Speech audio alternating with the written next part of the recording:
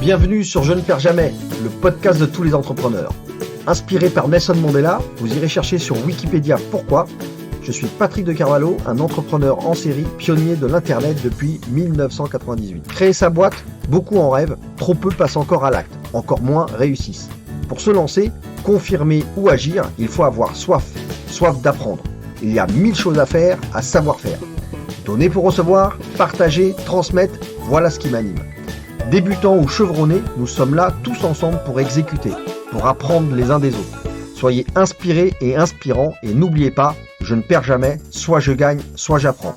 Allez, go, on monte le son et c'est parti pour l'écoute.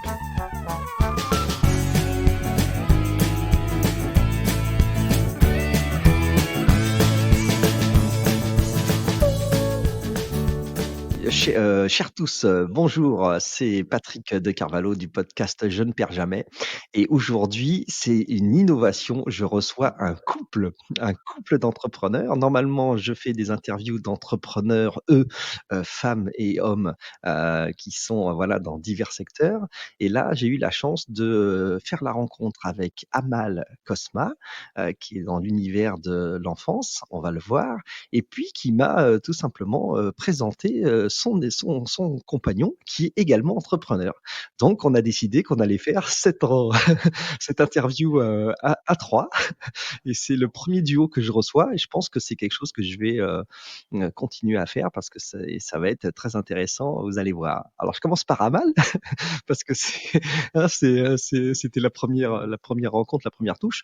On est ici avec un parcours tout à fait original, je dirais, puisque Amal, elle va commencer dans l'univers du droit et de la fiscalité, et puis on va dire qu'elle va prendre un virage relativement important, avec, je crois, l'arrivée de son premier enfant, où elle va basculer sur la micro crèche, l'univers de l'enfance et de la gestion de crèche. Amal, est-ce que je suis à peu près dans les clous en disant ça? Est-ce que tu es dans les clous? Alors en fait, ce qui s'est passé, c'est que j'ai commencé par plein d'autres tentatives d'entrepreneuriat avant d'avoir mes micro-crèches. Quand j'ai eu ma fille, j'ai changé de vie, ouais, ça c'est vrai, Complètement, ouais. complètement. Je crois que j'ai un peu pété un plomb comme beaucoup de Ouais. trentenaires. Et, euh, et en fait, j'ai découvert le monde de la petite enfance en tant que bénévole dans une association de crèche. Donc à ce D'accord. moment-là, c'était pas mon gagne-pain, quoi. J'étais bénévole et ça m'a permis d'apprendre le métier. Et je trouve que le milieu associatif, ça permet de connaître des nouveaux jobs, de faire des expériences et parfois de changer de vie. C'est ça. Et Parce en que là, tu as parallèle de découvert, ça, ouais, ça a vraiment été une découverte pour toi, quoi. c'était une découverte, mais en parallèle de ça, ce que j'ai fait, c'est que j'ai créé une première boîte dans le BTP avec mon ex-conjoint. Yo, d'accord. Ensuite, j'ai créé une micro-entreprise de conseil. Je faisais du conseil parce qu'il fallait aussi gagner D'accord, ma vie. Donc, d'accord. le bénévolat ne me permettait pas de gagner ma vie. Mmh. Donc, tu vois, j'ai fait pas mal de choses et j'ai créé ma première entreprise de crèche, enfin ma seule entreprise de crèche en fait, en 2013. Donc, alors que j'ai quitté le monde du salariat en 2009. Ouais, d'accord. Donc, il y a eu pas Et mal de oui, petits. tu as eu, alors je vois au niveau si je fais un petit rollback au niveau formation, tu es, formation, haut niveau, hein, académique, hein, je vois Panthéon-Sorbonne, en droit des affaires, je vois un DESS en fiscalité. Waouh! Tu aurais pu être inspecteur des impôts ou pas? Je Non? pense que longtemps. J'aurais pu, mais Ouais. très vite Bon, ennuyée. en tout cas, voilà, un parcours, je dirais d'éducation, très haut niveau. Tu vas enchaîner avec, donc un statut de CDI, hein, comme on appelle ça en Ouais. France, hein, salariat, jusqu'à effectivement, donc l'arrivée de ton enfant qui va te faire un déclic, on va dire, et tu vas basculer à ce moment-là sur l'univers de la micro crèche. Tu vas créer la tienne, en fait, hein, tu vas créer ta crèche. D'ailleurs, ça sera pas qu'une, je crois, tu vas en monter plusieurs après. J'en ai créé une en 2014 et après j'en ai créé, tous les 2 ans, j'en créais 2, donc D'accord. jusqu'à, en avoir, 10. Et ce qui m'a un petit peu freinée, c'est le Covid, parce qu'avant le Covid, j'avais commencé à partir un peu sur un mode régional, et D'accord. finalement, j'ai arrêté d'ouvrir ces crèches-là, donc j'en ai revendu quelques-unes, etc. Et voilà, j'ai changé de cap en fait avec le Covid. C'est un très ça va tu vas nous raconter ça, ça va être, incroyable parce que, c'est un univers qu'on connaît pas du tout. Enfin, en tout cas, moi, je suis plutôt dans l'univers de la tech. L'univers de la tech et là, c'est vrai que c'est intéressant parce qu'on se retrouve avec, des métiers, un métier d'entreprise, création de société qui est lié énormément à l'humain, avec la gestion de personnel, avec, voilà, avec les enfants, c'est très important. Donc là, à mon avis, oui, ça va être sympa. Est-ce que tu faisais ça sous forme de franchise, par exemple, ou comment tu faisais? C'était en Non, nom propre que tu ouvrais chaque, non, moi crèche? ouais, c'est des établissements qu'on détient à 100%. D'accord, OK, Il y a quelques franchises qui commencent à émerger. Moi, c'est vrai que je voulais pas de franchise parce que c'est un métier où il y a beaucoup d'enjeux de qualité. Et la franchise, c'est pas évident. Tu perds un peu quand même bien le sûr. contrôle. Voilà, il y a des enjeux de qualité qui sont délicats. Hein, Et hein. c'est un métier, comme tu disais, où il y a beaucoup de gestion Ah oui, du personnel. Et c'est un métier de terrain. C'est pas un métier comme tu disais, les startups, le numérique, etc. La crèche, c'est très concret. On est sur le terrain, on a des établissements. Voilà, je pense d'accord, que ouais. c'est ça un peu la spécificité. Yes. Et alors, on a Emmanuel Pérez qui est là, avec toi. Bonjour à Ceux tous. qui écoutent, ils vont bientôt entendre la voix d'Emmanuel. Sinon, ceux qui regardent, ils verront directement. Emmanuel, la rencontre, avec Amal, c'est comment ça se passe une rencontre entre 2 entrepreneurs? Toi-même, raconte-nous quel est ton parcours et ton profil? Alors j'ai un profil de directeur artistique, graphiste designer dans la communication visuelle. J'ai eu un parcours assez atypique pour le poste que j'occupe encore aujourd'hui d'indépendant. C'est que pour remonter à ma formation, j'ai eu une formation d'abord universitaire pendant 4 ans jusqu'en maîtrise. Donc j'ai pendant plusieurs années D'accord. Mmh. passé beaucoup de temps à plancher sur les théories de l'information et de la communication. Et parallèlement, je faisais des ateliers beaux-arts en cours du soir et des ateliers Ah beaux-arts oui. de Montparnasse parce que je savais déjà ce que je voulais faire. Et donc j'ai un petit peu contourné le parcours typique d'école d'art graphique pour avoir d'abord une formation théorique, faire beaucoup de stages et puis avoir mes premières expériences comme graphiste publicitaire traditionnel à l'époque, hein, pas d'ordinateur D'accord. Ouais, ouais, avec ouais. ça. Et Donc avec de rapidement, l'illustration, Emmanuel, avec de l'illustration, avec je suis du rentré par ouais? l'illustration, oui. Mon premier argent de poche, je l'ai gagné en dessinant dans le magazine municipal. Voilà. D'accord, d'accord, ouais. Et suite à cela, eh bien, j'ai enchaîné, donc, je le disais, plusieurs stages. Et dans le cadre d'un stage, suite à une formation pour être formé sur les outils de production assistés par ordinateur, la PAO, l'agence qui m'accueillait a souhaité me garder, m'a embauché comme directeur artistique junior à l'époque. Et D'accord. j'ai accepté cela, mais c'était l'époque où on entendait beaucoup parler du multimédia et ma formation universitaire m'avait pas mal sensibilisé à cette dimension. Donc j'ai accepté sous forme, je l'ai accepté, mais j'ai demandé à l'agence en question de m'embaucher en contrat de qualification. Enfin, D'accord, ouais. d'être chez eux en alternance. Donc j'ai Mmh. fait un contrat de qualification dans le multimédia et après j'ai été embauché comme directeur artistique. Alors pour être honnête, j'ai fait beaucoup plus de print, c'est-à-dire de support de communication imprimé, plus que de multimédia. Donc j'ai perdu un petit peu le bénéfice de cette formation et j'ai fait 10 ans dans cette agence qui s'appelait Moby Dick, très très chouette agence à Saint-Lazare. Très belle expérience où j'ai appris mon métier un petit peu à 360 degrés, j'allais dire, pour Mmh mh. 10 ans passer indépendant. Et je suis passé indépendant en février 2004. Ah oui, d'accord, donc une pareil, comme Amal, un début, salariat en fait, salarié et puis après paf, une bascule en entrepreneur. C'est Ouais. ça. Et Dans moi, les j'avais pas métiers, ouais. prévu, quand j'ai rencontré Emmanuel, j'avais pas prévu qu'il deviendrait plus tard mon directeur artistique. Bah oui, ça je dis là pour le coup, ça a été une rencontre, effectivement intéressante, Ouais, pour ça a pouvoir été, obtenir toute la créa, tous les éléments de design, c'était chouette. très important pour ma boîte, ouais. Il a eu un Ouais, rôle bien assez sûr. important, ouais. Bah, d'ailleurs, là, tu soulignes un point, totalement général par rapport à l'entrepreneuriat au sens large du terme. C'est-à-dire qu'on a besoin d'un certain nombre de compétences, dont, évidemment toute la partie design, logo, branding, marque. Ce sont des éléments très importants d'une entreprise. Donc C'est là, ça. vous pouviez vous nourrir l'un l'autre là, c'était top. Mmh. Oui, c'était une expérience intéressante et finalement assez rapidement, puisque Amal l'évoquait tout à l'heure, j'avais d'ailleurs un peu perdu de vue que l'une de ses premières créations, ça a été Cosma Conseil Ouais, au début, ouais. pour le D'accord.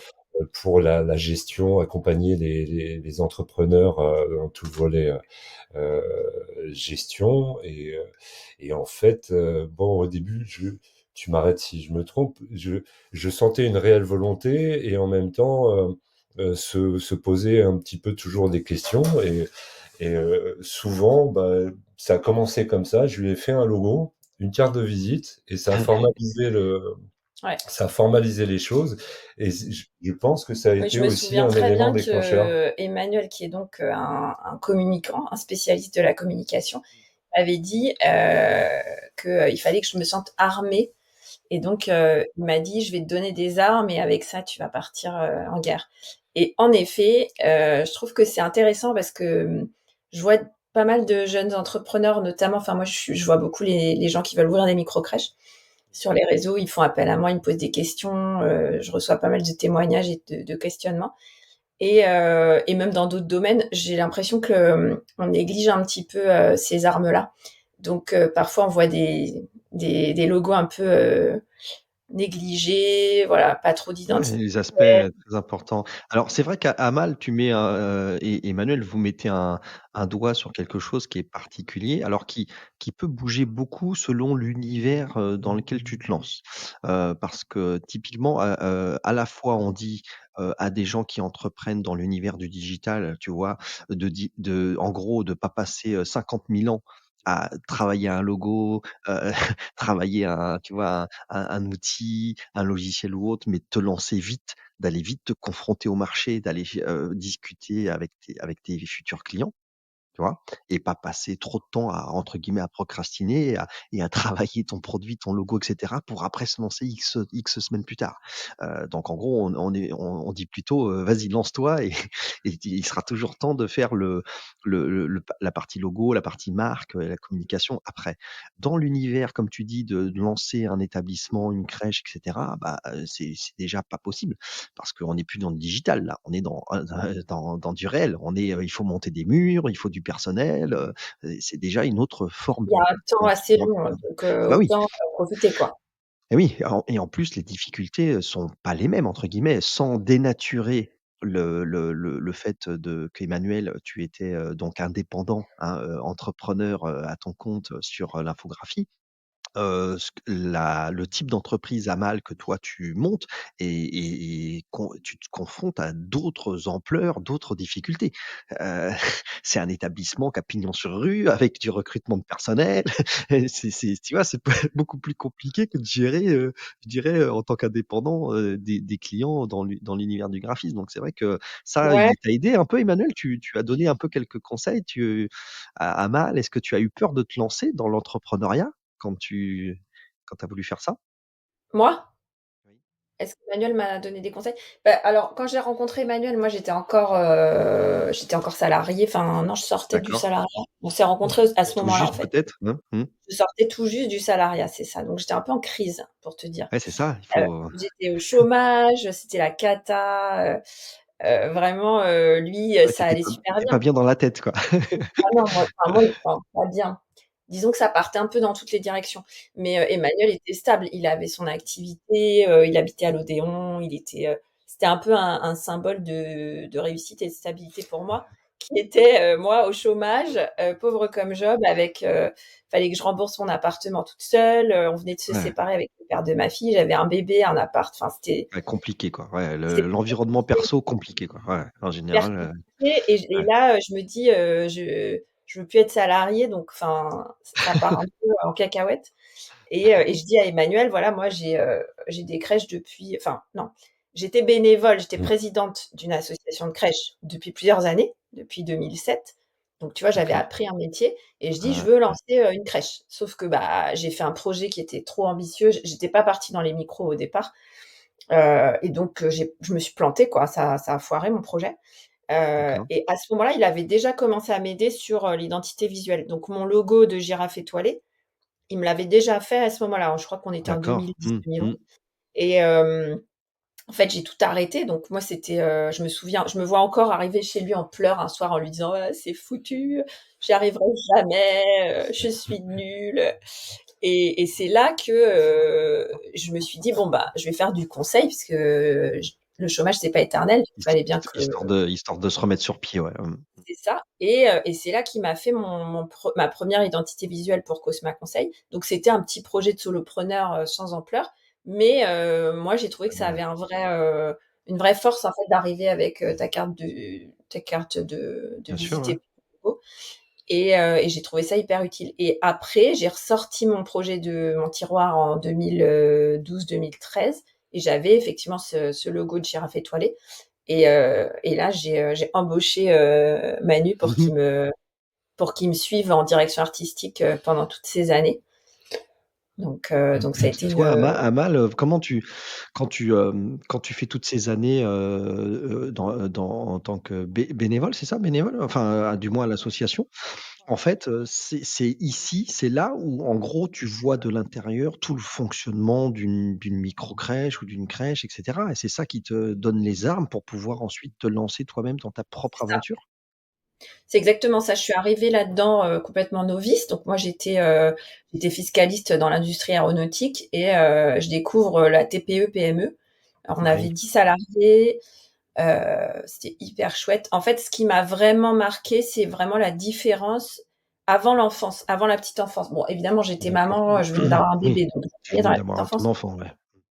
Voilà, mais ce qui a été, une révélation pour moi, c'est la petite, entreprise où tu es proche des gens, où tu es opérationnel, où tu aides, tous les jours, tu aides quelqu'un, tu dois trouver des solutions. Mmh mh. L'association, elle était pas dans une bonne phase, en fait, on était en déficit et cetera et moi, j'étais dans la finance, j'étais dans des services, financiers. Donc du coup, c'était, plutôt intéressant pour moi de voir, tiens, qu'est-ce qui se passe? Comment on peut redresser le budget? Donc je me suis beaucoup investie, parce qu'il y avait un challenge en fait, fallait redresser les comptes et en fait, ce que j'ai aimé, c'est que, dans l'association de crèche, bah, tu rencontres plein de gens, tu rencontres les salariés, tu les aides, tu rencontres les parents, tu rencontres les Ouais. enfants, tu rencontres le maire, les élus, le département, la PMI, la CAF, enfin, c'est plein de rencontres opérationnelles. Alors que quand tu es en service financier, dans l'industrie aéronautique, tu rencontres pas grand monde, on te Oui, laisse, tu moisir derrière ton ordinateur toute la journée avec ton petit tableau Excel et c'est franchement, moi enfin, pour moi, ça me convenait pas. Je pense que c'est très personnel. mmh. Est-ce que, bah, en fait, ton apprentissage et ton savoir-faire, sur, le plan de la fiscalité et du droit aussi un petit peu, juridique, ça a été quand même des atouts sur tout ce volet-là pour quand tu montais tes boîtes, hein? Parce que Complètement. tu C'est as des pu gros atouts. apprendre évidemment tout ce qui te manquait sur, l'humain, sur la gestion RH, du et puis en plus je crois qu'il y a énormément de choses, d'ordre, comment on appelle ça? Hygiène, sécurité, des enfants et tout ça. Donc ça, c'est un gros volet, j'imagine que tu as dû, apprendre. Mais c'est vrai qu'au moins côté, gestion de l'entreprise, la trésor, la fi enfin ce qui est quand même le nerf de la guerre, le BFR, la fiscalité, tout ça. Là, au moins, tu étais pas mal, armé avec J'étais ça. bien Ouais, ouais, j'ai c'était pas la bien. phobie administrative, donc ça, c'est un gros atout parce que souvent, on me dit, «Oh là là, les dossiers, les machins». Moi, franchement, c'est pas du tout ça qui m'inquiète, Ouais, ça faire des tu dossiers, traites, tu des gères demandes quoi, tu déroules. ouais, ça c'est j'expédie. Ça fait beaucoup rire D'accord. Manu parce que souvent, je lui dis: «Ah mais ça tu vas le faire en un quart d'heure». Alors il me dit: «Ouais, avec moi ça prend toujours un quart d'heure». Et ce qui Oui, puis en était plus, pardon. Emmanuel, toi qui es, artiste, en général, on n'aime pas trop la gestion administrative. Oui, mais je suis peut-être une exception. Alors c'est vrai que ça me réjouit pas, ça me réjouit jamais, mais je m'y colle quand même volontiers. Je suis un bon petit soldat. Et d'ailleurs, à l'époque de Cosma Conseil, Amal accompagnait des créatifs dans le Ouais, monde c'est audiovisuel, vrai. etc.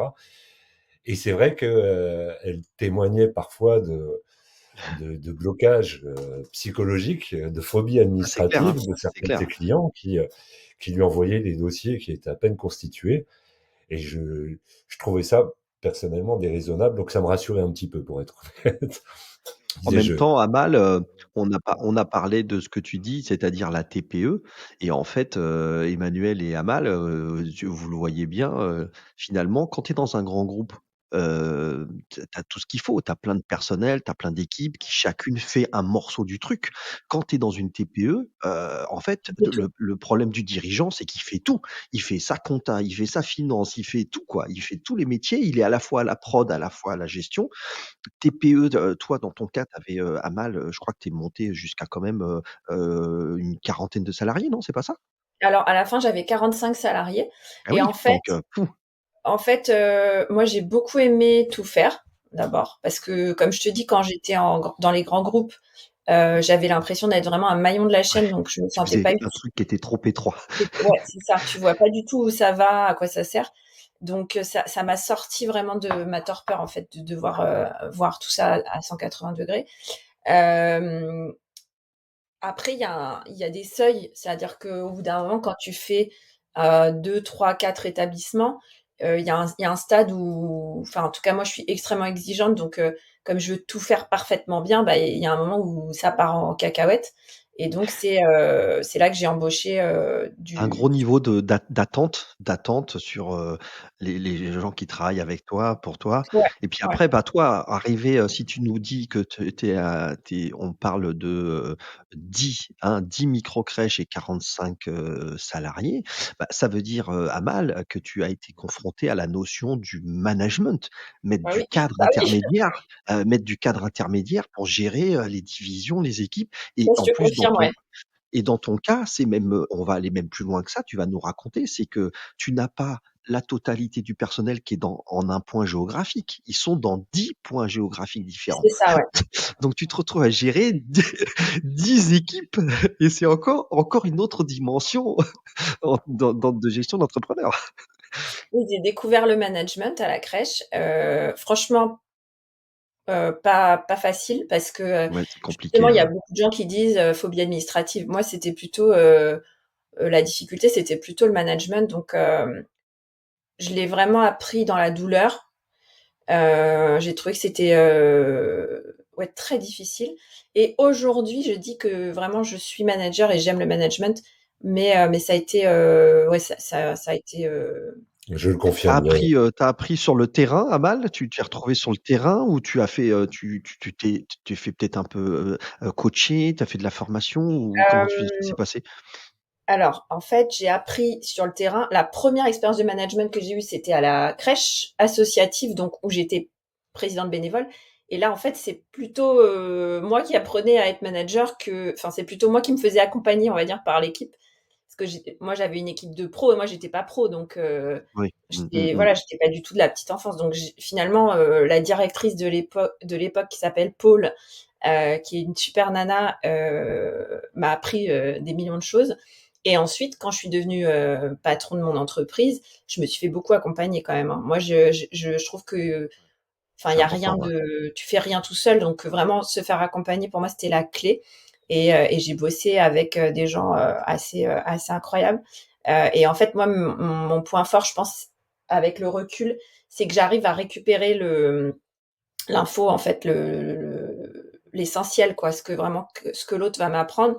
Et après, je fais une bonne synthèse de tout ce que j'ai pu récupérer. Et ça, c'est une force parce que si je me fais accompagner par 3 personnes qui m'apportent 3 trucs différents, à la fin, j'arrive à faire un modèle, tu vois, de Mmh mh. fonctionnement Donc voilà, c'est vraiment ça que j'ai Et fait. toi, Emmanuel, tu faisais du soutien, tu es coach de toi-même, toi, Emmanuel? Et Tu es manager de toi-même? c'est sympa de l'entendre témoigner de cette période-là, qui était effectivement pas simple, parce que déjà à ce stade de la crèche associative, j'ai le souvenir de découvrir également de personnellement le monde de la petite enfance et de cette crèche associative particulièrement. Et je dois reconnaître que je récupérais parfois à mal à la petite cuillère après Bien des sûr, assemblées générales, le stress généré par la préparation de ces rendez-vous et le, Ouais.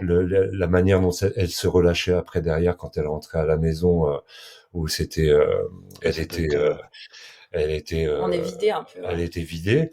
Et là, effectivement, le rôle du partenaire est d'abord d'être à l'écoute. mmh, mmh, mmh. Et, et c'est assez périlleux aussi pour ce partenaire-là, parce que on n'est pas toujours très conscient des clés qu'on a à disposition pour pouvoir bien soutenir ou Bien sûr, ouais. des voilà Trouver la bonne approche, trouver ouais. la bonne approche pour voilà court-circuiter un petit peu cet état d'âme suite au stress généré par ces rendez-vous, ces réunions et cette gestion là. Ouais, Donc c'est dans ce que dit Manu, en fait, il y a deux choses. Il y a le fait que déjà, il y a eu la période où j'étais dans l'associatif. Donc là, c'est très particulier pour ceux qui ont jamais bossé dans l'associatif, c'est que tu as à la fois le management, mais tu as la gouvernance. Donc en fait, tu as tout le poids d'être élu et tu fais des assemblées générales, tu dois composer avec ce que te demandent les membres. Il n'y a pas que les salariés en fait quand t'es manager en D'accord, ouais. associatif.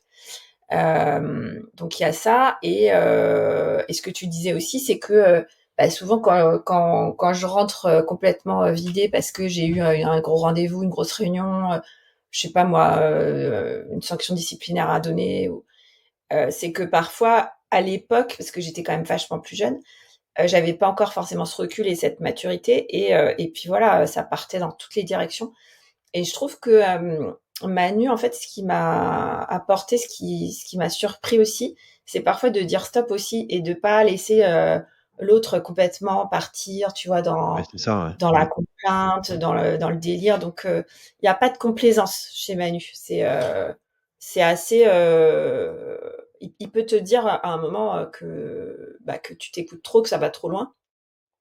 Et même si ça surprend au début, moi, ça m'a vachement aidé à me cadrer. Bah, j'imagine je que vous avez, vas-y Manu, Oui, pardon Patrick. Je pense que d'abord et avant tout, je suis un communicant, donc que ce soit dans mon job ou dans mon couple, peut-être ce qui était intéressant de partager à ces moments-là, entre guillemets de crise par rapport à la manière dont Amal se prenait un petit peu tout ça dans la figure, c'est que bien sûr. d'abord j'avais cette disposition de communicant, c'est-à-dire déjà disposé La posture. à écouter beaucoup Amal, et puis de temps en temps, comme elle l'exprime, d'essayer de l'aider à faire du tri, lui dire est-ce que là on n'est pas trop dans l'affect, est-ce que là il y aurait pas moyen de replacer le curseur pour bien avoir conscience que si c'était dans tel ou tel état, c'est certainement plus pour telle ou telle raison et pas pour telle ou telle autre. Et ça,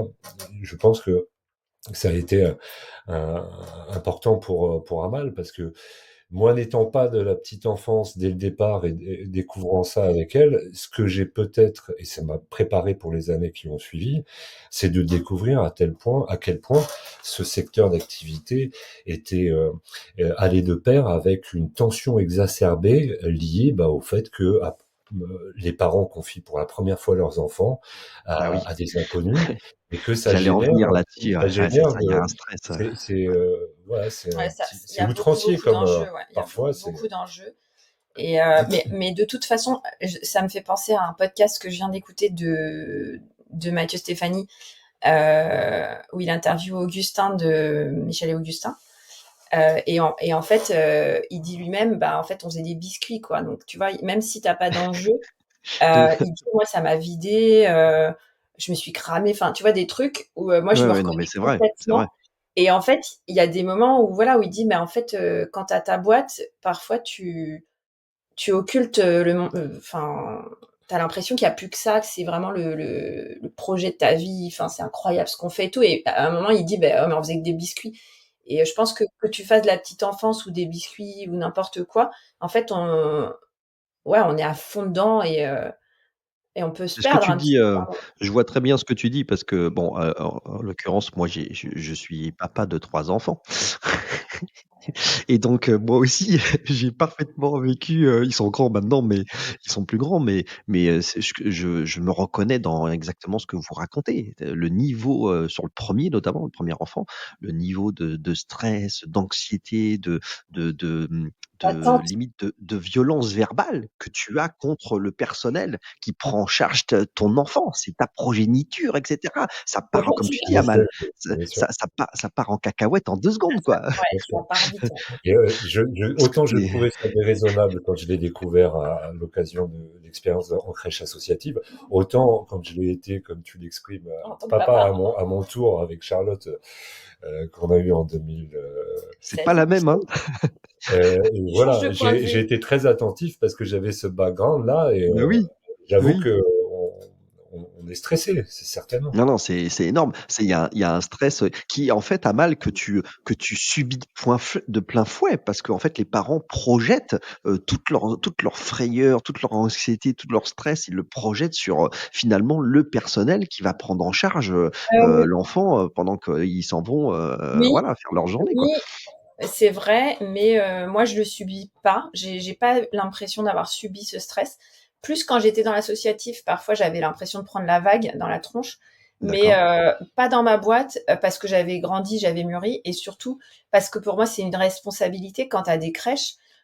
Faut que tu partes du principe que ça va se passer comme ça et que tu l'acceptes. Et souvent quand je formais des managers, je leur dis pars du principe que ça va mal se passer, accepte-le dès le départ parce qu'on ne peut pas se dire qu'on subit voilà, le parent qui est pas content, le salarié qui se met en arrêt maladie, etc.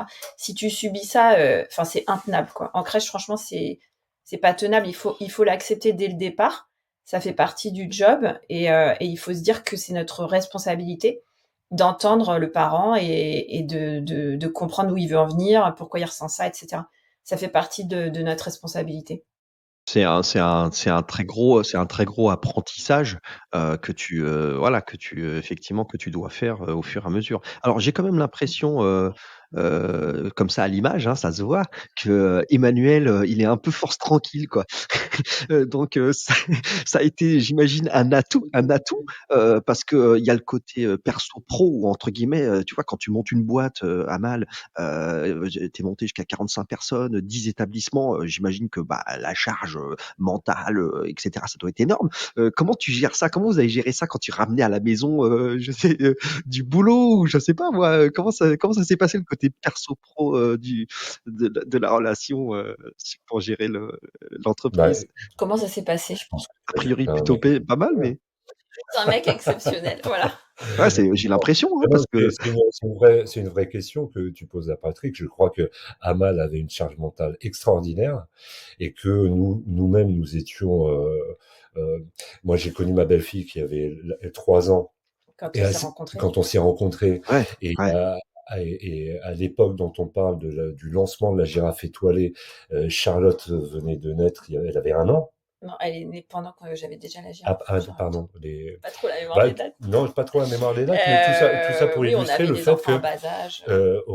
dans le foyer, on a dû partager cette charge mentale. Moi, j'avais aussi mon boulot avec mon stress lié à mon, mon, mon entreprise Ouais, ce ouais. volet indépendant, à Bah, devoir bien également de sûr. mon côté tout gérer. Donc, je pense que à certains moments, on a travaillé entre guillemets travaillé en Si, bonne si, on a travaillé, intelligence ouais. en faisant preuve de on parle souvent d'agilité en ce moment, mais je crois qu'on a été très agile à ce moment-là parce que de, Je Alors, sentais qu'Amal avait besoin que je prenne un peu le lead sur tel ou tel ouais. sujet lié au foyer, pour la dégager quand je la voyais rentrer farcie de toute sa charge Et professionnelle. vous avez fait des petits hacks Ouais, d'entrepreneurs et d'amoureux entre vous? C'est-à-dire, vous vous êtes dit: «OK, là, on parle pas de boulot, tel le soir ou, on fait vraiment des pauses». C'est-à-dire, vous êtes instaurés ensemble des espèces de règles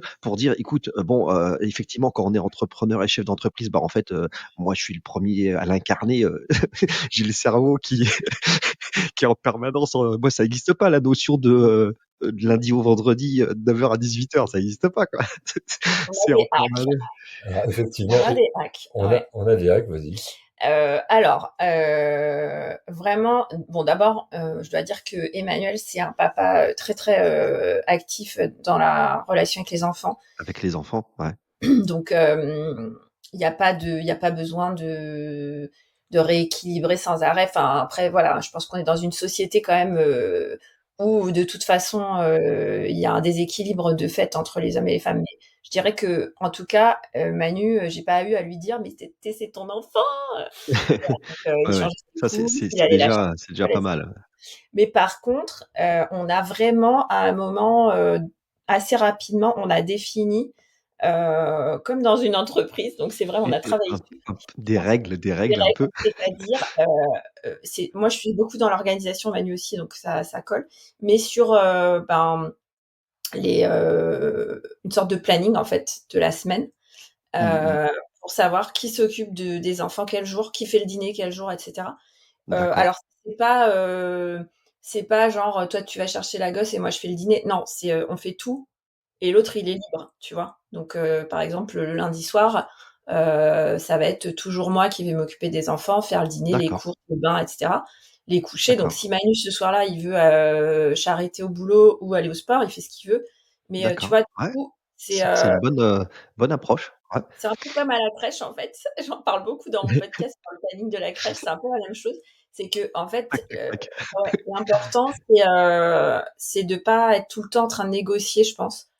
Hem Et effectivement, parfois, on a des changements. Parfois, bah, voilà, je dis: «Ah mais lundi soir, il se trouve qu'il y a un truc super important, je voudrais y aller». Bah, voilà, il y a quand même des négociations par moment où tu changes des choses, Laisser un c'est peu pas d'agilité quand même, hein, et mais le fait de se dire déjà dès le départ qu'on n'est pas, tout le temps sur le pont, tous les 2, parce que mmh si tu mh. es tous les 2 tout le temps, pris par, la maison, les enfants, le linge, le truc, c'est vrai que ça devient compliqué quand même. Bah, le Donc nous, risque, c'est que vous soyez pris, tous les 2 dans cette bourrasque qui s'arrête jamais, en fait, c'est ça. et là, il y en a plus aucun des 2 qui est capable d'apporter le soutien quand il y en a besoin. C'est ça. C'est Donc vraiment une notion de c'est disponibilité dans le foyer. C'est que Amal comme moi, et tu l'exprimais très clairement, Patrick, moi dans le domaine de la création, je suis dans ma tête, je bosse H24.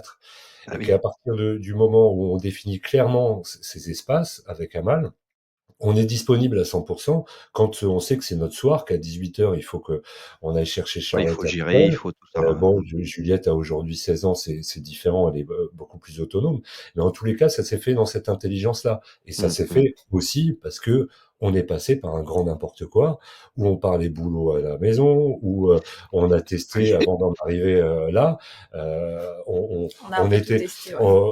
on était tous les deux le soir à l'un gérer ça, l'autre gérer ça, et finalement ça rendait ni l'un ni l'autre disponible à 100%. oui, et Alors que puis là, en plus ouais, soit on est disponible à 100% pour le boulot ou les loisirs, soit on est disponible à 100% pour le foyer et la famille, Ouais, on a et ça vraiment fonctionne des ouais, plutôt pas on a mal. vraiment réparti le temps, en fait, de façon très systématique. Donc on a, chacun, 2 soirs. On avait choisi un soir où, on était tous ensemble, quand même. Mais après, c'est pas parce que par exemple, quand je te dis le lundi, c'est moi qui m'occupe des enfants, je peux quand même décider de dîner avec la famille, hein. C'est pas On n'est pas bien sûr, obligé de pas être là, on n'est pas en garde partagée non plus. bien sûr. Mais voilà, on avait décidé d'avoir chacun 2 soirs, où on n'était pas responsable des enfants, du dîner et De tout. la logistique, de rien, quoi. Ouais, ouais. Voilà. Et un soir où on était, tous ensemble à la maison. Et puis après le week-end, bah, c'est encore, autre chose. Mais ensuite on a créé notre agenda, partagé sur, notre bon vieux Google Agenda. Et du coup, voilà, sur tout ce qui est commun et toutes ces organisations-là, on a un agenda où on voit, voilà, si Manu est prise, si je suis prise, si on a un truc pour les enfants, si on a un truc en famille. Donc voilà, on fonctionne On est très attentif autant, ouais. au temps pendant lequel on est disponible Bien sûr. pour Pour les finalement enfants et la famille. pour les enfants, la famille, mais aussi et surtout pour les à côté. Je pense que ça, c'est une notion Oui. essentielle d'entrepreneur. C'est que je crois que l'entrepreneur doit rester aussi, doit ménager cette liberté-là. Pour moi, personnellement, même à mal, mais souvent on dit dans le domaine du design graphique, on est des capteurs de sensibilité. Moi, je l'ai bien vu pendant le Covid, à être H24 en famille. Et j'étais plus imprégné entre guillemets de l'air du temps. Et je crois qu'on a besoin de cette indépendance, cette liberté. Je crois que l'entrepreneur est fondamentalement, par nature, indépendant. Il a cette forme d'indépendance et ça passe aussi par la manière dont il gère ça en famille, dans le Ouais, cadre je d'un suis d'accord, foyer. ouais. Et c'est une manière comme une autre, mais c'est en tous les cas la manière qu'on a eu Nous, ouais, on a nous choisi ça, ouais. de l'appréhender. Et encore une fois, pour être passé par des échecs, par essayer Ouais, des moments de difficiles. ménager la chèvre et le chou, on voit bien le bénéfice qu'on en tire aujourd'hui. Ouais, ouais, Tu on peux est te retrouver vraiment dans une situation à vouloir, quand tu essayes de tu sais, de vouloir combler, tout le monde et tout le temps. En fait, C'est tu pas rates tout. possible. C'est pas possible. je pense il y a beaucoup de gens aussi, moi je l'ai vécu dans mon premier couple. On veut être collé à l'autre, alors bah du coup ça marche pas quoi. Si tu veux tout le temps être collé à l'autre, On s'est personne n'a confronté, de temps c'est pour vrai. rien quoi. Alors que là, nous, ouais, on est plutôt indépendants. Après, il y a des plus petites règles, mais ça, je pense que tout le monde les applique. Mais par exemple, bah, dire que quand on est à table, on prend pas notre téléphone avec nous, ou des choses comme Bien ça. sûr, Bon, des ça, c'est choses un des peu petits comme trucs. ça. C'est pas. Après, ce que je me dis, mais vous allez me confirmer ça, c'est que, comment dire? Les choses évoluent aussi en fonction, j'allais dire de la du succès, s'il faut mettre un mot, je m'explique. C'est que quand tu es, entre guillemets, «à l'arrache», que tu as pas de clients, que tu es en stress, que tu viens de créer ta boîte et cetera, bon, bah, là, c'est compliqué d'instaurer des règles, qui sont assez confortables et cetera. Tu es en mode rush. Moi, j'ai souvenir de ma première start-up, mais je sais pas, je bossais de 8 heures à 3 heures du matin, donc je faisais un tour de cadran du lundi au dimanche, quoi. C'était un truc de malade. J'ai pendant 18 mois, il y avait pas de: «Allez hop, je fais du sport et la routine, et je sais pas quoi». Et ben non, tu es dans ton truc. Et donc ce que je me dis quand même à mal, c'est que, au final, tu es quand même, tu as monté un groupe, on va dire ça comme ça, de 10 microcrèches, 45 personnes. Bah, c'est plus, entre guillemets, tu as dû avoir un minimum d'organisation installée, instaurée, faire du chiffre d'affaires qui a fait que tu as ce confort-là a permis aussi de mieux organiser, votre agenda, votre planning. Tu es plus dans le même stress de tu vois, de quand tu es en échec ou quand tu es en train de construire ton truc. À un moment donné, tu es un peu plus stabilisé et je pense que ça se Euh, transparaît aussi côté perso ou pas vraiment? alors, je sais pas, je vois que Manu, il doute. Moi, je dirais que la crèche, pour moi, c'était pas compliqué. J'ai pas eu à chercher C'est un des truc qui clients. roule, quoi. C'est un truc qui roule, quoi. Ouais, Pour moi, ça roulait. En fait, ce qui était difficile, c'était apprendre à devenir manager. Gérer, d'accord. le stress du management, trouver la bonne approche avec la personne, le bon rapport, la bonne distance, parce que moi, j'ai tendance à être dans l'affect, j'aime pas dire non. Enfin, donc c'était plus ça pour moi le stress. D'accord. En revanche, la crèche en soi, moi, je trouve que c'est un métier que je maîtrise bien. J'avais fait quand même beaucoup de bénévolat dans cette association, donc j'avais appris Tu énormément connaissais les ressorts et les trucs, tout. très très Ouais, bien le métier. Je connaissais bien les acteurs du métier aussi, très parce que bien. c'est un Mmh. métier où il y a beaucoup de relations publiques. Donc je connaissais D'accord. beaucoup de gens. Donc, enfin, voilà, en France, on est beaucoup aidé aussi. Donc on a énormément de prêts, de prix, Les de micro-crèches comme tu faisais, Amal, c'est en fait des crèches que tu montes avec des clients qui sont, par exemple, des entreprises, des clients privés, c'est des familles d'entreprises ou c'est comment ouais, ça se passe? c'est un mix. C'est un mix entre les entreprises et les familles. D'accord. Donc il y a un aspect, oui, il y a quand même un aspect où il faut que tu travailles ton chiffre d'affaires. Mais Après, est-ce qu'il y a pas une notion de je me trompe peut-être, hein, je connais pas bien le secteur, mais, est-ce qu'il y a une notion de client captif? Parce qu'en gros, c'est une question de zone géographique. J'ai l'impression que de toute façon des places en crèche, il y en a pas assez pour tout le monde. Donc en gros, quand tu ouvres un établissement, tu remplis, assez vite et facilement à ou c'est plus l'époque, compliqué quand que ça? j'ai commencé, tu remplissais facilement, il y avait une pénurie de crèches. Aujourd'hui, c'est un peu moins vrai. C'est-à-dire qu'aujourd'hui, le remplissage d'une crèche est plus complexe. Il y a plus de concurrence, il y a plus de crèches. Après, ça dépend où tu te situes aussi, parce qu'il y a des endroits où il y a moins de crèches que d'autres. Mais il y a plus de, oui, il y a plus d'exigences et de concurrence, et donc c'est devenu moins automatique.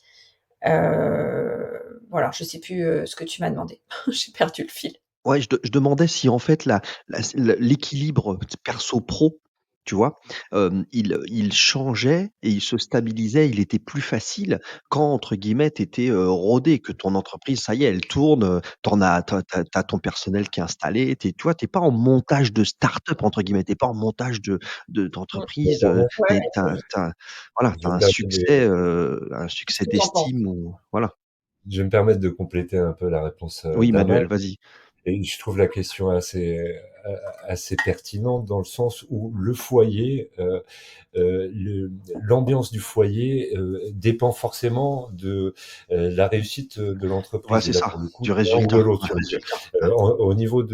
au niveau du mood, je dois reconnaître que ça peut être assez fluctuant. Mais ça ne l'est pas moins quand l'entreprise se développe. Et là, pour le coup, pour partager notre expérience dans le cadre du développement de la girafe étoilée d'Amal, euh, il y a quand même eu beaucoup de turbulences au lancement. Et finalement, les turbulences n'étaient On pas les mêmes, persistait, ouais, mais ouais, d'accord. on persistait, on continuait à être présente parce que tu l'imagines bien que quand Amal ouvre sa première crèche, elle fait beaucoup de travaux, il y a des désagréments liés aux travaux. D'accord, ouais, ouais. Imaginons tout le process, c'est-à-dire qu'on part de l'achat d'un espace qu'on met aux normes. Euh, Amal s'est fait accompagner par des entrepreneurs pour mettre tout aux normes. En plus, elle avait eu la volonté, on en parlera peut-être tout à l'heure, de positionner ces crèches d'une certaine manière. Au terme de donc ça génère des désagréments, retard de travaux, Les travaux, tout ça, ça ouais. chamboule l'agenda de l'ouverture. Derrière, après le recrutement, et finalement, pour finir de répondre à ta question, quand on ouvre une deuxième crèche, elle est riche de cette expérience, mais finalement, les turbulences sont toujours là et elles sont Oui et en parfois un plus, tu es petit en peu train de grandir. Tu es en train de grandir, tu es triplées, en train de grossir, donc quadruplées. les problèmes, Voilà. ils augmentent. En fait, à chaque fois que j'ai ouvert une crèche, c'est vrai, je me souviens qu'on s'est fait la remarque parce qu'il y a eu des fois où je devenais presque agressive et puis je disais, je suis en train d'ouvrir une crèche.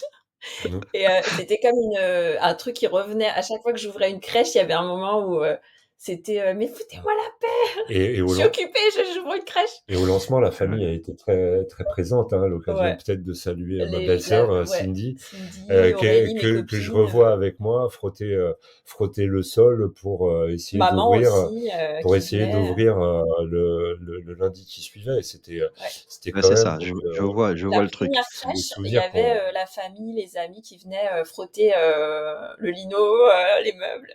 C'était Ouais, ouais. Donc effectivement, au sein du foyer, quand on est entrepreneur, c'est inhérent euh, au projet finalement. Alors je crois que bah, tout le monde est embarqué en fait. voilà, on est un peu Même tous embarqués. les filles parfois, c'est vrai que même Charlotte, à 6 ans, même à 4 ans, elles te sortent des trucs parfois où tu sens bien que elles sont dans le projet, quoi. Ouais, ouais, C'est c'est vrai. clair. Ouais. Alors après ce qui Et puis change, ça, mais peut-être tu me dis si c'est quelque chose que tu peux nous raconter, ou pas. Mais, un groupe, moi j'appelle ça un groupe, je sais pas pourquoi, parce que comme tu as 10 établissements, je me dis que c'est un groupe. Tu Ouais, mais souvent, on dit un réseau de crèches ou un groupe de crèches, ouais. c'est ça, cette société. Un réseau. Toi, ce que l'approche que tu avais, c'était pas de louer tes murs? Tu les achetais chaque fois? Tu achetais Non, chaque, j'en ai acheté certains, mais j'en ai loué beaucoup. d'accord, tu en as loué quand même et cetera? Un peu les 2, ouais. D'accord, Plutôt loué en général. d'accord. Bon. Après Emmanuel, pour revenir sur ce que tu dis, ce que je me dis, c'est que, La différence que je vois entre, tu sais, quand tu te lances et où, comme tu dis, tu fais tout et tu es en train de laver l'établissement, enfin, moi, je me rappelle, entre guillemets, sur mes startups, mes anciennes sociétés, à un moment donné, j'étais parti en Chine, bah, je vais te donner dans le mille, le ménage, c'était mon associé et moi qui le faisions, hein. On n'avait pas de on n'avait pas de personnel de ménage qui venait nettoyer les bureaux, hein, c'était nous, hein. Donc ça, c'est une réalité. Mais par contre, ce que je dites-moi si je me trompe, après, ce qui se passe, c'est que quand tu fais du chiffre d'affaires et que voilà, ta société grandit, bah, en fait, ce qui se passe, c'est que tu as la possibilité d'acheter les prestations après et de toi, te désengager. C'est-à-dire qu'à un moment donné, Complètement. bon, Alors quand ça grossit, tu t'entoures de voilà, même au niveau de j'imagine, là, on n'en parle pas, mais 45 personnes à gérer, ça veut dire de la fiche de paye, du RH, de la compta, bon voilà, ouais, donc bien j'imagine que sûr. tu as un cabinet d'expertise comptable, c'est pas toi qui vas t'amuser à faire ta compta, tout seul, et cetera. Donc voilà, la Non, ouais. différence peut-être que ça fait, c'est que tu as les moyens de t'entourer et d'acheter, de payer les prestations, qui sont achetables, quoi. Voilà. Ouais. En fait, faut trouver les bons seuils parce que je pense que toute petite entreprise qui se développe, combien de fois j'ai échangé avec des confrères où on se dit, est-ce que c'est le moment d'embaucher une assistante? Est-ce Ouais, que c'est c'est le moment ça. d'embaucher Ouais. un RH? Est-ce que c'est le moment d'embaucher une coordinatrice? Un commercial? Enfin, voilà, les questions, on se les pose tous. On essaye tous de trouver le bon moment. On a peur d'arriver sur le plateau où t'es plus rentable parce que, La vallée tu de la trop de mort. charges, voilà, donc Ouais, ouais. tu pris un bureau, ah mon Dieu, pourquoi j'ai pris un bureau? Faut que je paye le loyer. Enfin, donc toutes ces On est questions-là, d'accord, ouais. on se les Les pose charges tous. fixes, tous les phénomènes de charges C'est ça. fixes, ouais. Ouais, et moi, j'ai pris le parti de développer mon entreprise vraiment au fur et à mesure. C'est-à-dire que j'ai pas investi dans des charges fixes au départ. Tu pas fait de cash C'était burn là. Tu as été mollo pas du mollo. tout. Après, j'ai un ami proche qui s'appelle Frédéric Dana qui avait investi dans ma boîte à un moment et que j'aime beaucoup. Et lui, il avait sa boîte aussi de crèche. Et lui, il a fait complètement l'inverse. Il a tout de suite investi sur Ah oui. justement les bonnes personnes, le siège social, etc. Donc, ce que je veux Mmh. dire, c'est qu'il n'y a pas une façon de faire. Moi, Oui, de il toute façon, y a plusieurs j'ai fait approches. avec mes moyens. Et puis moi, je suis quelqu'un de très opérationnel, donc j'aimais bien aussi participer comme ça. Donc moi, j'ai embauché plus tard, en fait. À chaque fois que j'avais un petit peu de moyens, hop, D'accord. je franchissais un petit seuil. Et j'ai fait très très attention. Voilà, j'ai bien aimé faire de cette manière-là. Donc j'ai Ouais. embauché Non, non, d'abord Aurélie, qui était la développeuse, donc responsable du développement commercial. Et d'accord. donc elle gérait les chantiers, le chiffre d'affaires. Et Mmh. elle a eu un rôle vraiment hyper important dans la boîte, Aurélie. Et puis après, j'ai embauché Claire, qui avait un rôle plutôt administratif. Et parce qu'à un moment, ce que je disais, je suis devenue ma propre secrétaire. Je faisais plus que de l'assistanat, mais pour moi-même. Ouais, Donc c'est là que j'ai embauché Claire, parce que ben quand tu passes tes journées en fait à ouvrir des mails et à faire des courriers, bah finalement ça devient il compliqué, ouais. faut faire quelque chose, quoi. C'est un vrai sujet ça, c'est un vrai sujet de l'entrepreneuriat, tu sais, où, en fait, il y a vraiment des entrepreneurs qui sont faits pour passer de 0 à 1, et puis, il y en a d'autres, je dirais, ils s'épanouissent quand il faut justement, gérer. Mais quand une entreprise, grossit, grandit, ce qui se passe, c'est qu'en fait, finalement, tu arrêtes d'être toi-même une force de production, tu deviens un pur gestionnaire. Tu passes ton Ouais, temps, en fait, à faire que de la gestion et en fait, alors que, tu vois, dans ton cas, si je prends Emmanuel, si je fais une analogie avec toi, avec ton métier, moi, je suis plutôt créatif à la base, et donc j'ai toujours dit que, en gros, si la société grandissait vraiment beaucoup, moi, je veux pas la gérer, quoi. Je veux continuer à être créatif, je veux continuer à Bien faire des sûr, faut que choses ça qui voilà, fonctionne, mais bien sûr. être un directeur général d'une société de 200 personnes, ça m'intéresse pas, quoi. Parce que tu passes ta vie en réunion, gestion, c'est plus le même boulot, quoi. C'est plus le même, tu vois? Clairement. Donc c'est bah, vrai que ça, justement, c'est je crois que c'est Caroline Mignot qui parle souvent de la zone de génie. Et nous 2, je pense qu'on a un peu réparti ça, par rapport à notre zone de génie. Tu demandais un peu comment on s'organise, dans notre vie personnelle. En fait, moi, je pense que je suis pas quelqu'un de créatif. Je suis en train de découvrir que peut-être un peu plus quand je suis moins cadrée, parce que j'étais trop cadrée pour être créative. Et là, comme je suis un peu plus libre, voilà. Donc bon, ça ça c'est une aparté. disons que moi, ma zone de génie, c'est plutôt l'organisationnel, l'efficacité La et gestion et ouais, ouais. voilà, la gestion.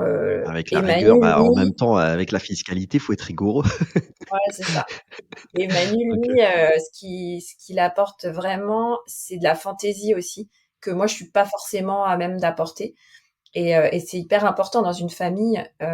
Donc, parfois, je pense que c'est important aussi quand, par exemple, on est hyper organisé et qu'on a envie que tout soit fait à sa manière, de se dire, bah, peut-être que je peux aussi voir ce que l'autre apporte et que s'il apportait pas ça, bah, la vie serait peut-être triste, quoi. Tu vois, de se dire, plutôt que de vouloir absolument que tout le monde soit hyper organisé comme moi, parfois je me dis, ah ouais, c'est chouette de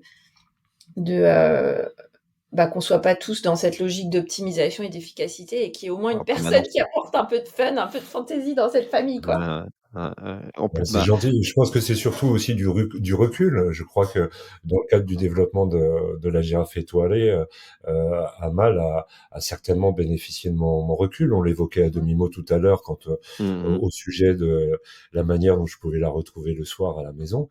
Je pense que cette distance-là du conjoint, surtout quand lui-même est à Et cette dimension entrepreneur. et entrepreneur, on bénéficie d'un recul que l'entrepreneur que l'un ou l'autre n'a pas.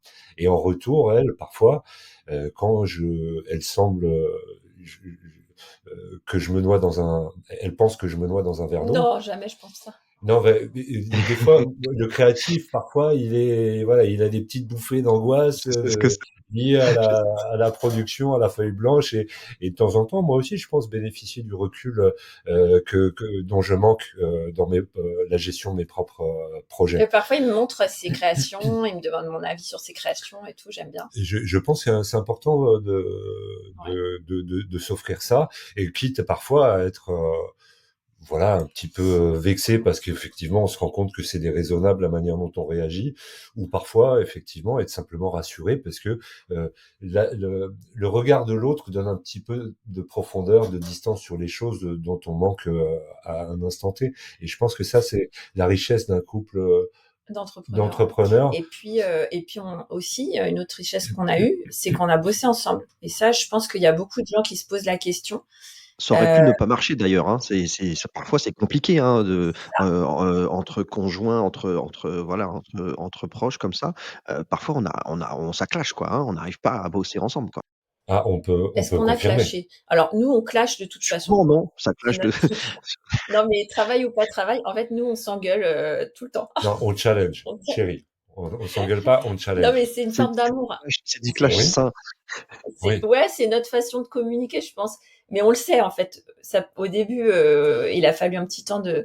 d'adaptation. Mais par contre, ouais, quand moi j'ai commencé, je savais que Manu, il était très fort dans son approche parce qu'il est DA, mais en fait, il a vraiment cette maîtrise de la communication. Mmh Euh, mh. donc, il apporte vraiment une autre dimension. Et je voulais bosser avec lui. Et effectivement, je me suis dit, bah, si on se sépare, j'ai toute ma DA qui part Ah oui, avec mon mec. il Ouais. C'est vrai qu'il y a eu un il moment y a un où niveau de risque là. ouais, je me suis dit ça va pas être pratique quoi. Si vraiment on se sépare, bon, au niveau de mon site internet et de ma DA et tout ça, mais bon, voilà, Tu as j'ai cédé les droits, Emmanuel? Tu as cédé des droits de Oui, tout à copyright, fait, oui, oui, oui, ils oui. cèdent toujours les Contractuellement, droits. voilà, Tu tout sais à toujours fait. les droits. Oui, oui. Mais ce qui est intéressant là sur cette phase, cette dimension-là de notre couple, c'est que on l'évoquait tout à l'heure. Je pense que le design et mon accompagnement en direction artistique dans le cadre de la première carte de visite de la girafe étoilée, et après de sa première carte de visite de Cosma Conseil, a été un déclencheur. Mais je lui faisais pas payer. C'était vraiment pour Mmh la, mh. la lancer, la Ouais, débloquer. tu me faisais pas payer parce que j'étais à l'époque, j'avais pas de boîte, j'étais au chômage et Oui, tout. et je sentais vraiment qu'elle avait besoin de cet étendard pour partir à la guerre et C'était un tremplin, ça a aller été un conquérir tremplin. Alors, c'était un tremplin parce que Manu, lui, c'était un pro, il avait sa boîte et c'était une vraie presta. Donc, pour moi qui étais complètement dans le flou et dans l'abstraction, en fait, je pense que pour beaucoup de gens qui veulent se lancer dans l'entrepreneuriat, enfin, moi, en tout cas, je l'ai vraiment vécu comme ça. T'es dans l'abstrait, tu te projettes pas forcément, tu as l'impression que les choses que tu as dans la tête vont jamais se concrétiser. C'est Et ça. en fait, Manu, il m'a offert ce truc-là, c'est que c'est devenu un vrai truc concret. Mais après, je trouve ça important quand même de préciser que j'ai payé Manu à chaque fois qu'il a Oui, oui, oui. bossé. Et c'est là où je voulais en venir finalement, Patrick, si Attention. tu me permets. Amal, vite fait, c'est que quand la girafe étoilée s'est développée, la dimension des projets de communication a changé. On Ça est a changé aussi, oui, vraiment, bien sûr. voilà, Amal me payait rubis sur l'ongle, et surtout ça, ses demandes, ses attentes, et ça, et la prétention du, c'est pas la prétention, L'exigence, quoi, les son attentes, quoi. exigence, Exigence du travail à effectivement, réaliser, là, on oui. est passé vraiment à une autre dimension. C'est il y a beaucoup Oui, plus pro. Et là, c'est pour le pas, coup, je je confirme, comprends ce que tu dis. ça a été encore un autre cap. Et je me souviens quand même que parfois, on dit souvent dans le métier, bosser pour la famille et les amis, c'est le pire. Parce C'est ouais, que, c'est pas top. surtout quand ils payent peu ou pas, ce qui n'était pas le cas d'Amal dans cette deuxième phase, ils ont une exigence qui est bien au-delà de celle de nos meilleurs clients, et parfois de gros clients. Ouais, c'est Et vrai. là, parfois, effectivement, ça a été compliqué. Non, tu peux pas dire ça. Pas tant que ça, mais on a appris En même à... temps, c'est normal, hein, on peut l'imaginer, hein, Non, mais moi, je trouve que c'était fluide. Et pour cette notion de financière, je trouve que c'est... Bah, en fait, pour moi, je lui ai dit, quand je lui ai demandé de bosser pour moi, je lui ai dit tout de suite, si tu bosses pour moi, je te paierai normalement, je vais tu être lui un faisais client lambda. Emmanuel, tu lui faisais un prix d'ami? Tu Oui, sais? quand même, Il m'a fait parfois des réductions. j'étais attentif à cela, mais Non, effectivement, Amal, je confirme, moi, j'étais attentive à ce qu'il me fasse pas trop de prix, m'a justement. mis à l'aise là-dessus. Et finalement, c'était important qu'on soit d'accord sur ce sujet préalablement, parce que le travail s'en ressent quand on est vraiment dans un cadre pro, qu'on mélange pas les sphères.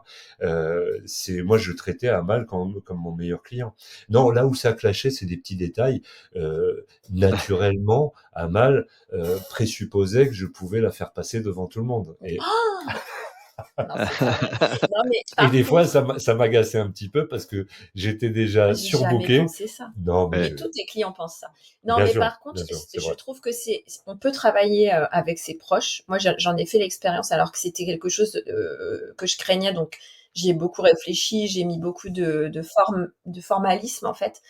Et je tenais à ce qu'il n'y ait pas de laisser aller parce qu'on est proche, etc. Et justement, je trouve que c'est hyper important pour les gens qui ont envie de bosser avec leur entourage, c'est de ne pas essayer d'en tirer profit en fait. C'est donner Euh, un cadre, tu sais, il faut poser ouais. un cadre, il faut pas essayer de tirer profit de l'autre, il faut pas essayer de moins le payer. La valeur des choses, elle est là. Et si on bosse avec les gens, c'est pas en se disant ah bah c'est un proche, donc du coup je vais avoir un rabais parce que Je suis en sinon train de Je suis en train de rigoler tout seul en t'écoutant, Amal, parce que ça me fait penser à une espèce de petit truc qui fait un peu de bruit sur LinkedIn, notamment en ce moment, où tu sais, on parle qu'en fait, en France, tes amis, ils ont un côté grippe-sous. C'est-à-dire qu'au lieu de te soutenir quand tu es entrepreneur, ils passent leur temps à te demander si tu peux pas leur faire un prix. Tu vois ce que je veux dire? Je sais pas si vous ah ouais, c'est avez. insupportable. Ah, Ça, ça, c'est je peux en énervant. C'est-à-dire qu'à un témoigner. moment donné, tu dis: «Mais flûte, je suis entrepreneur, je fais un service». En fait, dans les autres pays, hein, notamment anglo-saxons et cetera, il y a plutôt un côté: «OK, vas-y, je t'aide, je paye le prix fort» et cetera. Et en France, il y a c'est un peu l'inverse. C'est un peu: «Non, mais en fait, on se connaît. Allez, s'il te plaît, tu me fais un prix». Alors que l'entrepreneur, il est en train de se galérer à lancer sa boîte, Ouais, bah, je suis complètement que d'accord avec chaque toi. euro compte, quoi. Et en fait, les amis, ils l'enfoncent encore plus, quoi. C'est ça. Bah, par exemple, exemple très concret, donc j'ai ouvert un restaurant avec ma sœur et mon beau-frère.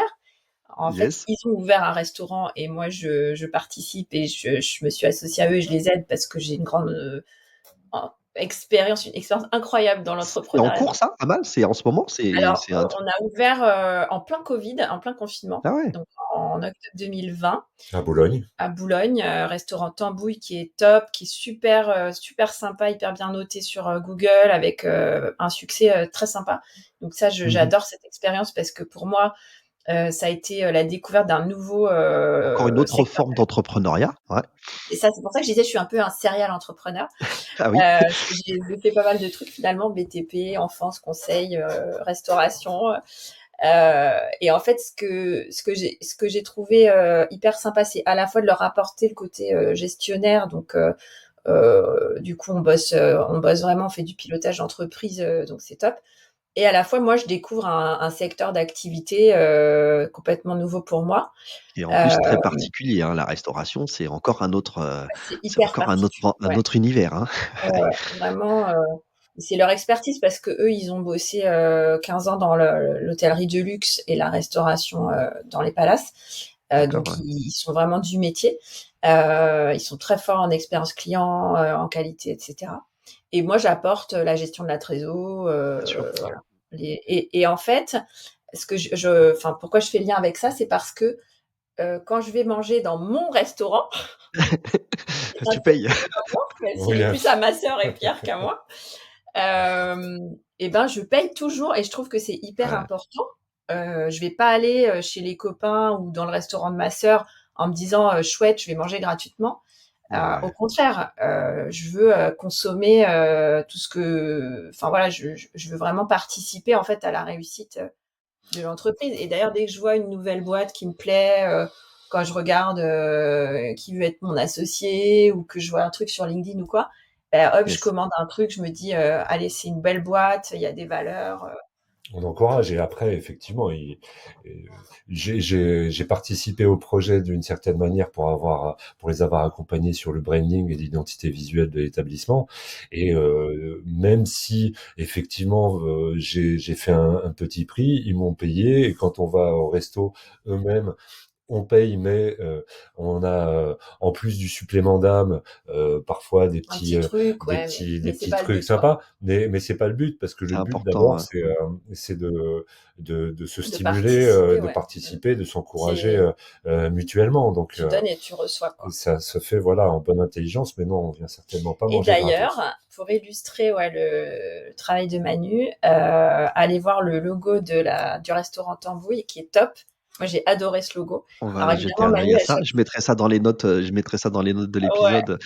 non, mais il C'est est à hyper Boulogne, hein, c'est ça, tu original. as dit, hein? C'est à Boulogne, ouais. Ouais, Et ce que je trouve intéressant, c'est en fait, c'est ce que j'aime bien dans le travail de Manu, c'est que il va vraiment chercher l'univers et ce que tu veux véhiculer. Et là, en l'occurrence, Tambouille, c'est un restaurant de quartier. Et ma sœur et Pierre avaient dit, on veut vraiment animer le quartier. C'était un nouveau oui. quartier qui était en construction quand ils sont arrivés là-bas. Et il y a cette sirène des usines Renault, parce que c'est l'ancien quartier des usines Renault. Ah oui, d'accord, Et, ouais, euh, ouais. et en fait, Manu, à chaque fois, il propose plusieurs axes, évidemment, plusieurs logos et tout. Et il avait un axe où il disait, ben, je suis partie de la sirène du quartier. Et c'est hyper original pour un restaurant. Et j'adore ce logo. J'ai Ah tout bon, de on va suite aller voir ça. cœur. Oui, Yes. c'est ce que et ça rejoint également mon expérience d'accompagnement d'Amal et d'autres entrepreneurs. Je pense que de plus en plus avec les solutions qu'on a très accessibles à pas cher de production d'éléments graphiques pour accompagner un projet, un service, un produit, on perd souvent de vue le sens de tout ça, les valeurs de son projet, son service, son produit et finalement au final, tout ça manque souvent un petit peu de cohérence. Et moi, ce que j'aime garantir à mes clients, c'est d'abord de les connecter, de connecter une identité visuelle et une syntaxe graphique environnementale qui va constituer le branding au service d'un positionnement au regard bien sûr de l'environnement concurrentiel, mais surtout au service de ces valeurs et de ce discours du produit, de l'établissement, de la marque.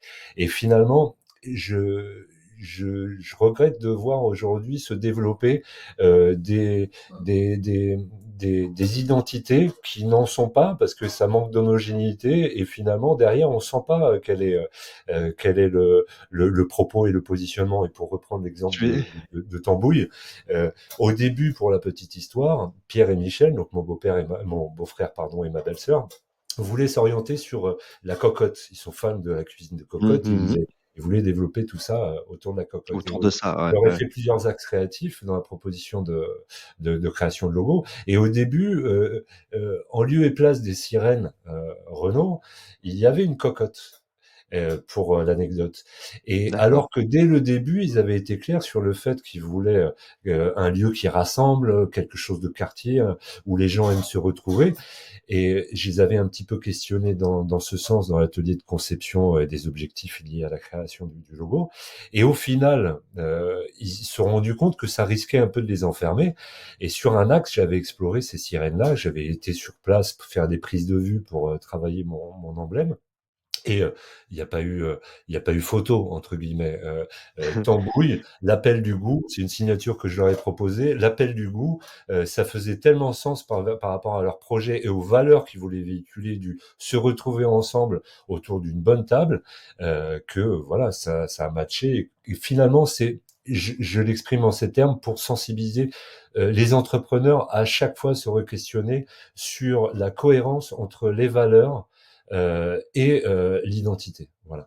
Parce que moi, je suis un peu, j'ai été rompu à l'exercice de la sémiologie, des études, analyser des images, et pour voir à quel point tel signe fait tel sens et constitue un vocabulaire, un discours par l'image, pour vraiment encourager les entrepreneurs à être attentifs à au discours que véhicule leur image, voilà, leur identité visuelle. Est-ce que Emmanuel, tu regardes tout cette avalanche, cette révolution qui est en train d'arriver avec toutes les intelligences artificielles là, les Oui, Midjourney et bien sûr, compagnie, bien sûr, où t'as bien où sûr. t'as des milliers de gars sur 5 euros.com, tu vois, qui te disent, ouais, Mais je te bien fais ton sûr, logo, vas-y, 500 balles, hop, je fais un petit prompt, je fais une petite recette, je l'en balance dans ChatGPT ou ailleurs, et puis hop, je te fais un logo. Ça, ouais, ouais, c'est non, un mais je fléau, suis ça, tout à pour toi, fait non? complètement. Je le disais tout à l'heure par rapport à mon parcours, j'ai connu plusieurs révolutions technologiques dans le cadre de mon métier. Hein. J'ai commencé en traditionnel, Ouais. j'ai connu le SAFMAT, l'Omnichrome, le Letraset, Le euh, crayon à le, papier. le crayon, le Critérium, l'Exacto et compagnie. Non, mais effectivement, donc je suis pas à ma première révolution technologique dans mon métier, et je trouve ça galvanisant, réjouissant, très intéressant. Et je suis plutôt de ceux qui y sont attentifs et qui cherchent à voir dans quelle mesure ces solutions vont pouvoir être intégrées au workflow, et surtout dans la perspective de se libérer du temps pour C'est ça. remettre de la valeur ajoutée euh, sur sur des C'est un peu voilà l'approche, je pense qu'il faut avoir, hein. sur des De toute façon, fermer les yeux ou pas vouloir y aller, je pense que ça, c'est une bêtise parce que c'est inexorable. Tu peux pas, lutter contre un mouvement, d'une telle amplitude, d'une telle ampleur. Mais, par contre, il faut se l'approprier et l'utiliser, à bon escient et ne pas laisser les autres, voilà, se former, sans que toi tu le fasses, quoi. Moi, je pense que c'est très important. C'est mon point de vue. J'accueillais la Ouais, semaine dernière ou il y a 2 semaines mon neveu en stage d'observation de troisième. Et c'était très intéressant de témoigner en début de semaine du changement, des changements, des révolutions qu'il y a eu dans mon métier. Et je lui avais proposé comme perspective après l'avoir un peu formé aux règles de composition classiques euh, d'un support de communication, le former à l'intelligence artificielle et le former vite fait, lui dire voilà, moi j'ai ces outils, ils sont installés sur mon ordinateur, on va inverser les rôles. Je savais pour avoir un peu défriché les choses où j'allais. Je lui ai bien sûr. proposé de consulter l'IA pour essayer de voir quelle aurait été son interprétation euh, par rapport au même sujet. Je lui ai proposé de réaliser une production en traditionnel, j'allais dire, une affiche à 4. Et sur la même thématique, j'ai demandé à mon neveu d'explorer un petit peu l'intelligence artificielle pour voir comment elle pouvait nous accompagner sur ce même projet. Et c'était Proposer intéressant quelque du chose, coup ouais, avec lui de proposer mettre en des pistes ou perspective ouais. finalement mon métier et de voir quelles sont les limites de Mmh mh. l'exercice, et de voir aussi quelles sont les perspectives, dans le sens où ce qu'il nous propose, bah, ça nous emmène aussi ailleurs, ça apporte parfois un petit peu de profondeur, ça nous fait réfléchir, ça nous emmène sur d'autres terrains, et je trouve que là, ça peut être une vraie valeur ajoutée. Je voudrais, non, mais ça, Je suis d'accord. J'avais une question, avant de partir, sur, des choses liées à la notion, importante qui touche les entrepreneurs, qui est l'association. On va en parler, Amal, je ne sais pas si tu étais associée ou pas, si tu étais toute seule ou autre. Je voulais te demander, Emmanuel, comment toi, tu avais vécu en fait, c'est tout ce parcours de croissance de la petite girafe? Non, c'est la girafe étoilée, que je La dise pas girafe de étoilée. bêtises. Ouais, c'est la girafe étoilée. La girafe étoilée. Toi, pendant ce temps-là, sur ta propre activité, Emmanuel, est-ce que tu étais, stable, en croissance, tu étais en mode roller coaster, avec des hauts et des bas? C'est-à-dire, quel a été l'impact de ton parcours, de ton propre parcours à toi d'indépendant? Parce que mine de rien, c'est les temps sont, difficiles, pour tout le monde, et en fait, je me pose des questions sur, comment toi tu as vécu. En parallèle à tes côtés, il y avait la création comme ça d'une entreprise qui prenait de l'ampleur et comment toi tu vivais tes propres, je dirais rythmes, tu vois, de croissance de ton activité? Comment tu as passé ça? C'est intéressant. C'est intéressant parce qu'effectivement, rapidement, je suis, heu, encore une fois, enfin, indépendant avec le sentiment d'être un petit peu un artisan et c'est mon souhait de préserver ce rapport-là à l'artisanat que j'ai connu quand j'étais en studio de création. Essayer dans la mesure du possible de pas, trop me perdre. Je sais ce à quoi les raisons pour lesquelles je suis attaché à ce métier, à savoir la production, la création. Et j'ai été à plusieurs reprises dans mon parcours tenté de créer une boîte après avoir partagé 10 ans de ma vie dans une agence. Je me suis une Mmh. petite agence pour le coup. Je dis pourquoi pas moi. Et finalement, je savais déjà tellement ce que ça représentait que je savais que ça allait un petit peu me risquer de faire perdre de vue le cœur du métier, moi, que j'affectionne, c'est-à-dire un crayon, de l'encre, et là, La pour le coup, base. aujourd'hui, un ordinateur, la base et la réalisation. C'est-à-dire, moi, je suis un créateur, j'ai besoin de, ça me rassure quotidiennement, autant que ça m'angoisse encore, malgré l'expérience, de avoir une capacité d'analyse de brief et d'essayer d'en restituer une syntaxe graphique pour accompagner, pour plusieurs années parfois, mes clients. C'est Et quand ça. tu as mal à développer la girafe étoilée, la question s'est aussi posée parce que quand j'ai vu Amal euh, monter, prendre cette dimension, je me suis dit c'est quand même génial. Et en même temps, j'étais ambivalent parce que je voyais bien aussi, encore une fois, ce que ça représentait. On évoquait tout à l'heure la dimension des ressources humaines. Mmh. Bon, ben, je Ah oui, vois, j'ai été témoin à nombreuses reprises de la manière dont c'était l'occasion répétée que ça la fasse sortir un petit peu de son cœur de métier. Et à chaque fois, voir tous les efforts d'Amal pour revenir au cœur de son métier, pour se libérer des tâches administratives, du secrétariat. Elle évoquait tout à l'heure par rapport au cycle d'embauche. Donc, finalement, j'étais ambivalent, très enthousiaste, hein, donc toujours force de proposition à encourager Amal, et en même temps, je dois le reconnaître, certainement un petit peu planqué parce que ça me va bien. C'est ce que moi ouais, ouais. j'ai envie et ce que j'ai envie de préserver, de garder cette dimension un peu gépetto dans son atelier qui va faire un nouveau pantin. Oui, parce que en fait, c'est ton métier, métier de la création, direction artistique, design et cetera. Moi, j'apparente souvent ça quand même à une certaine proximité avec, un peu les métiers, tu sais, les intermittents du spectacle. C'est-à-dire que c'est entre guillemets, «c'est compliqué», hein, c'est plein de one shot, tu vois ce que je veux dire? Tu as plein de petites missions, Ouais, on te c'est donne un des choses à créer et cetera. Et il y domaine a pas que je toujours connais ce bien. qu'on appelle du revenu récurrent, tu vois ce que je veux dire? La C'est un grosse domaine que tu difficulté, connais bien. le gros stress d'un indépendant comme ça dans le design, dans le graphisme, et cetera, c'est que, bah, en fait, il faut trouver en permanence des des nouvelles demandes, des nouveaux projets, des nouveaux clients et il y a pas ce côté: «Allez hop, je te commande pour, 1 an de design», quoi. Donc C'est vrai. il y a une espèce de petite frénésie, une espèce de petit stress qui est de dire: «Bon, bah, je suis en train de produire. Pendant que je produis, bah, je peux pas chercher du client, d'accord? Je peux pas prospecter. Je suis en train de produire ce qu'on m'a demandé» et donc il y a un petit côté comme ça un peu complexe sur ce métier-là d'indépendant, tu vois, dans l'univers du créa, quoi, du design. C'est vrai, Pas évident.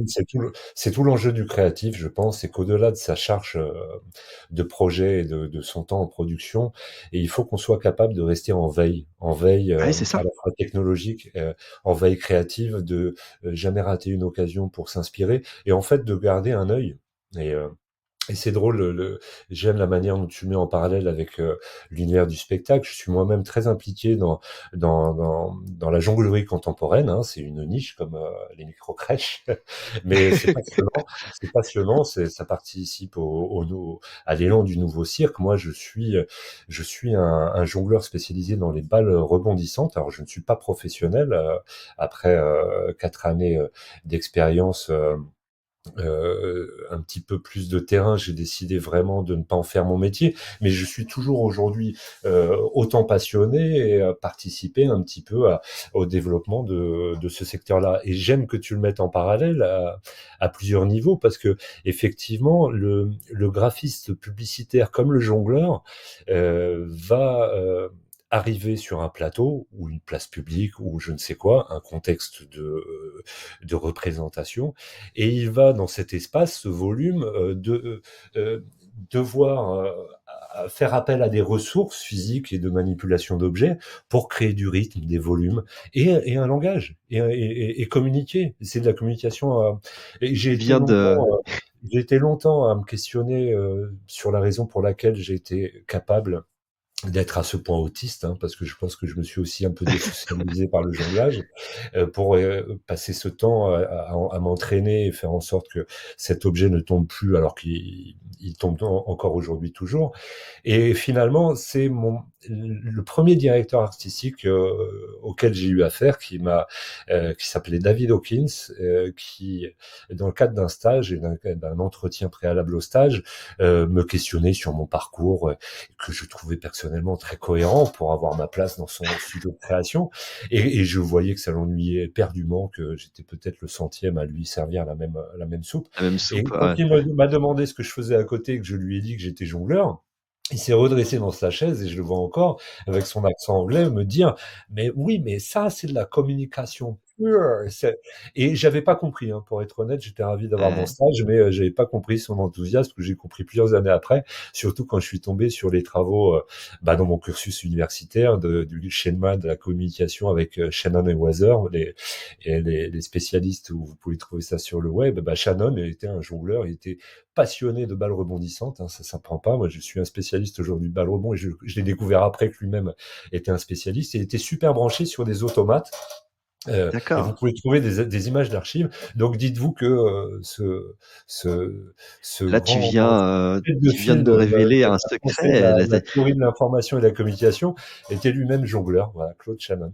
je Et donc, c'est comprends mieux. effectivement un bon parallèle que tu prends là, parce que c'est, voilà, il y a ce côté périlleux C'est périlleux, ouais. Je et comprends mieux l'entrepreneur jongle, mieux, L'entrepreneur jongleur.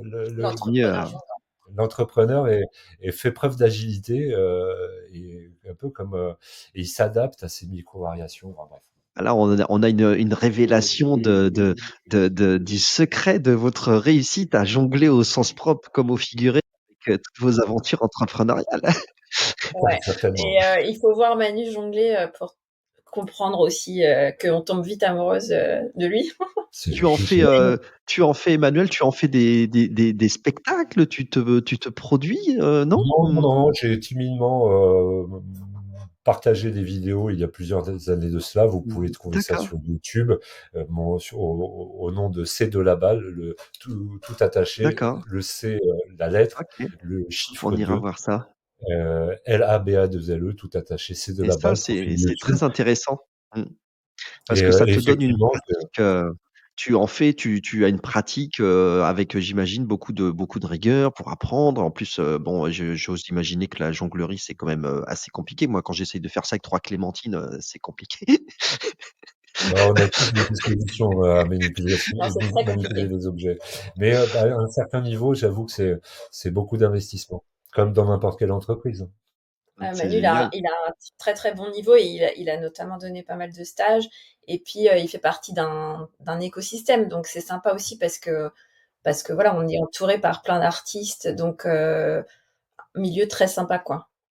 Mais ça, c'est, en fait, c'est un petit hack aussi de finalement de ton équilibre et de votre forme d'équilibre. C'est-à-dire qu'on voit bien que, finalement, c'est des choses qui te nourrissent, qui ont, voilà, qui ont permis aussi, que tu sois en capacité peut-être parfois à t'isoler, à aller te concentrer sur, une petite phase de jonglerie, ce qui fait que, je sais pas moi, ça doit, nourrir, en fait, un côté réflexe, tu vois? Où tu vides ton esprit, où tu es concentré sur ton phénomène de jonglage et en fait, c'est un super, hack pour se refocus, pour se reconcentrer, face à des difficultés ou Ah autres. oui, oui, bien C'est sûr, peut-être tout à fait.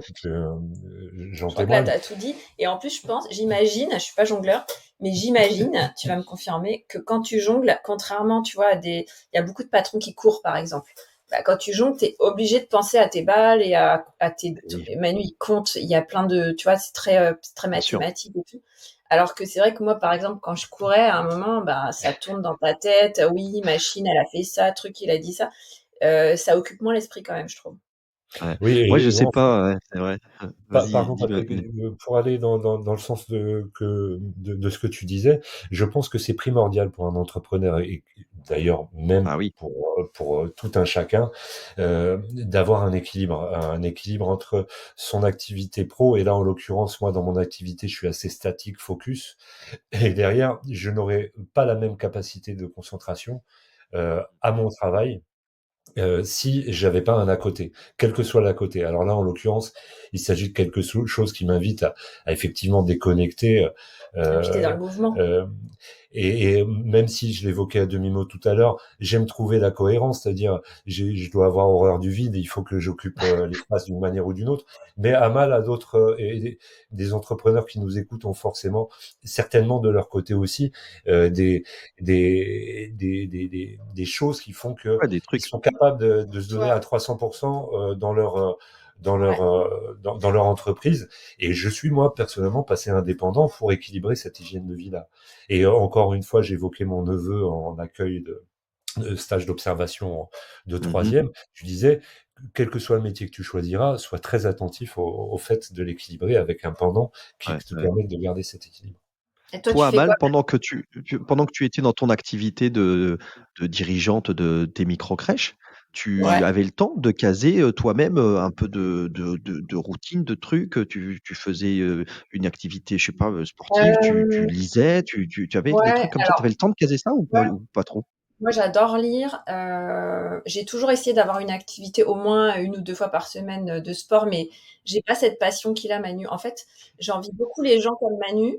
J'ai toujours envié les gens quand j'étais Ils jeune font et tout, qui ont une passion, tu vois, un truc où ils vont hyper simplement, tu vois. Manu, quand s'il a une plage horaire et qu'il peut aller jongler en bas, il est content, il se ouais, pose pas c'est 3000 cool ça. questions. Hein, hein. Et alors que moi, voilà, je m'inscris au sport, je me force à y aller, Ouais, ouais, c'est pas fluide. Donc j'envie beaucoup je les gens comprends. qui ont ce genre de passion.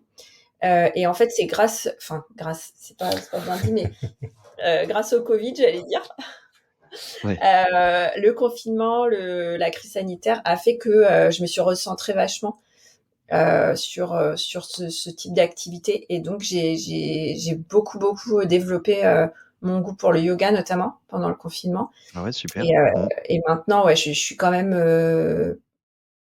Très plus. intéressant ça, ouais. Je prends plus de temps pour faire du yoga. Je me suis remise à plus lire aussi Méditation parce un que peu, tu as j'adore lire. testé? Tu testes? Tu essaies un peu, Un méditation petit ou peu, pas encore, pas trop? pas à fond, mais un petit peu. Mais C'est très non, mais puissant en ça. fait, ce que Ouais. j'aime bien dans le yoga, c'est que tu bouges en méditant.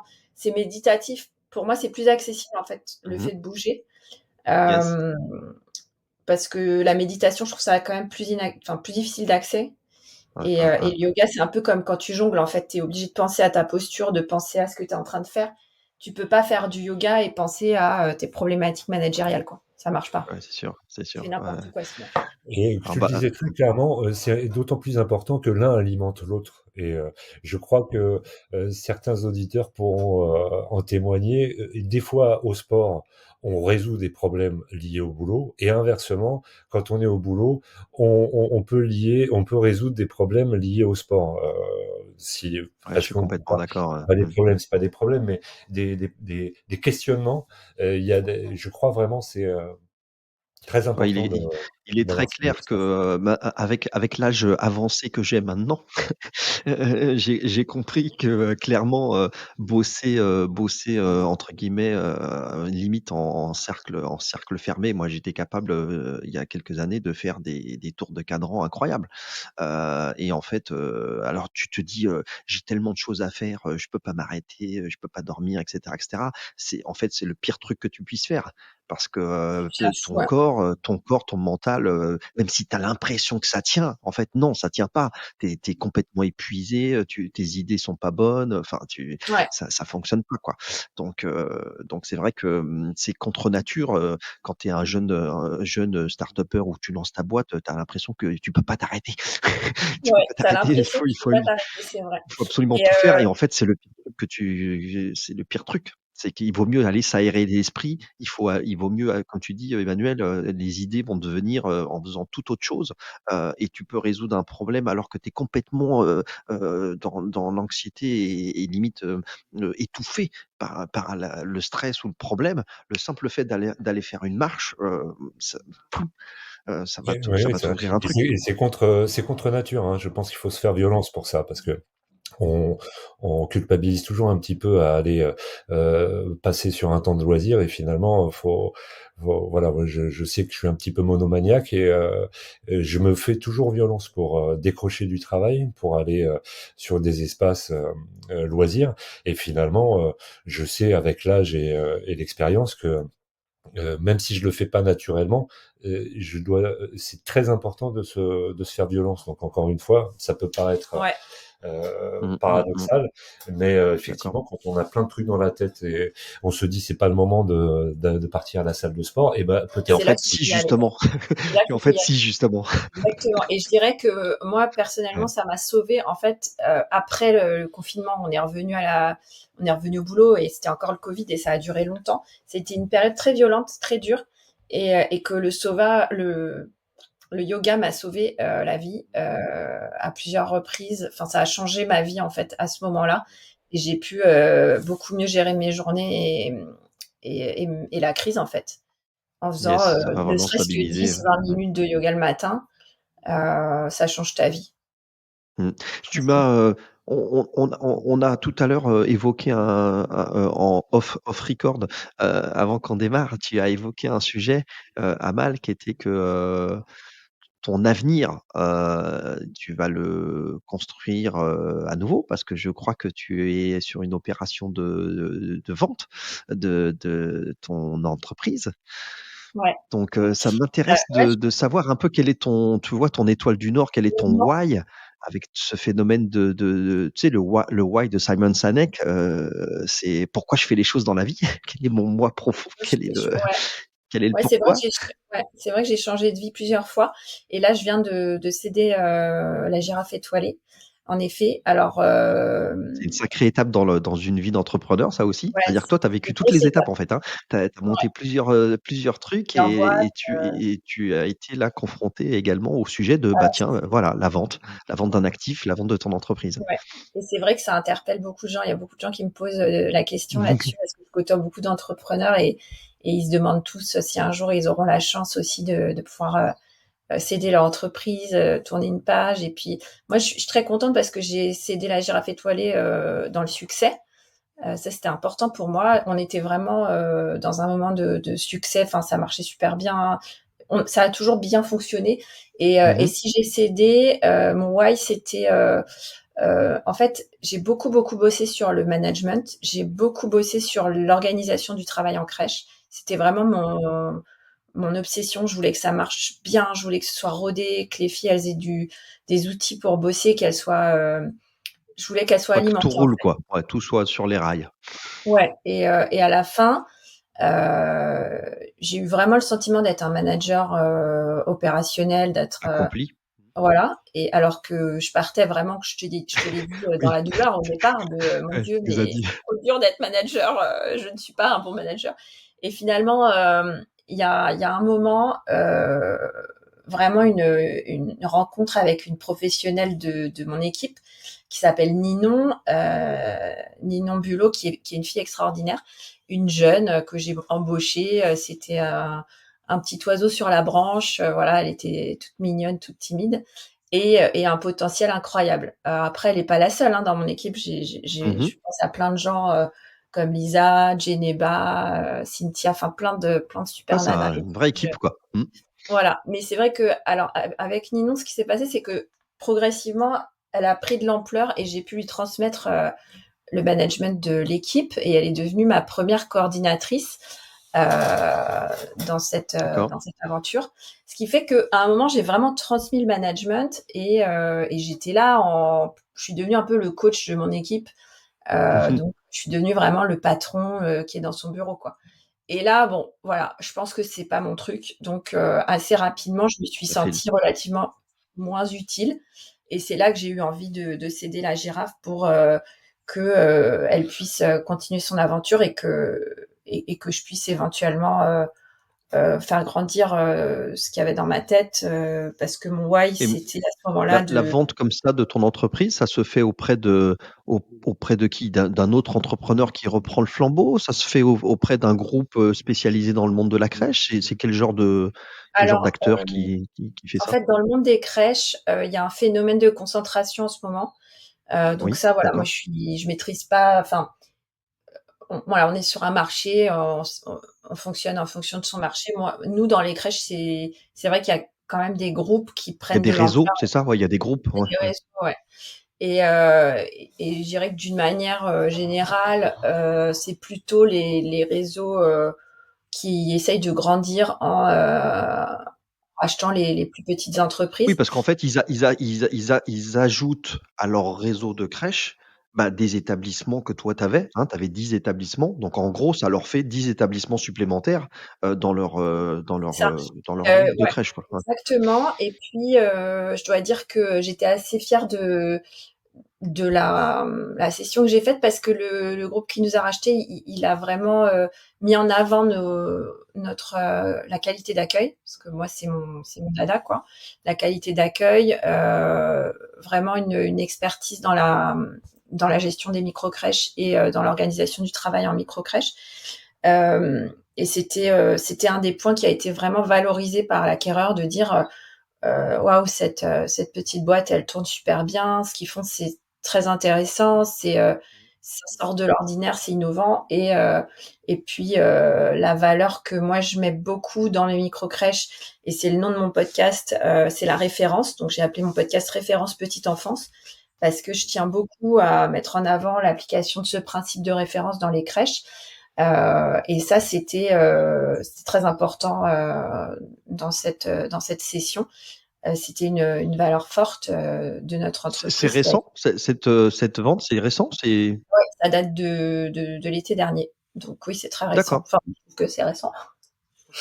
Alors, oui, on n'a pas donné de date. On est en 2023. On est en On est en on est en 2000 2023. Donc j'ai on est en cédé il y a 6 2023. mois, Voilà, presque et donc 6 mois. c'était à l'été 2022? Été 2022 et avec quelques mois de suivi de l'entreprise et de l'accompagnement. D'accord.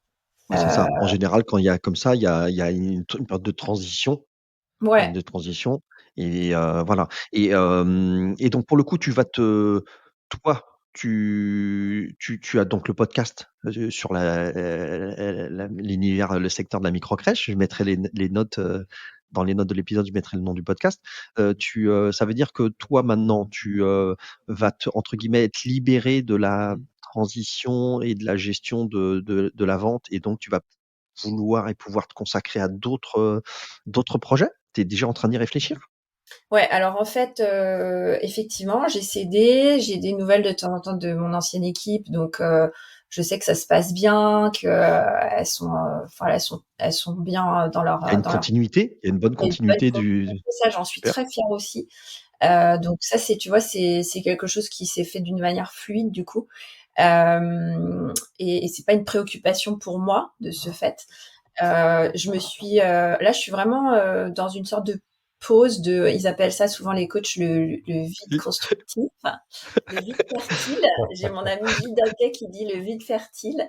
Et en fait, j'avais très très envie de faire passer un message parce que la petite enfance est quand même en crise. On a beaucoup beaucoup de tensions dans notre secteur. Il y a une pénurie de professionnels, beaucoup de crèches qui ouvrent, moins de professionnels qui découvrent des D'accord. vocations, donc crise des vocations, etc. Donc c'est quand même une crise. Il y a eu aussi des faits divers. Enfin, il y a plein de problématiques dans notre secteur que je trouve un peu dur à encaisser pour nous les créchistes. J'utilise ce mot créchiste, mais bon voilà, les gestionnaires de crèches, les professionnels de la petite enfance, les salariés. Enfin, on est tous dans le même bateau.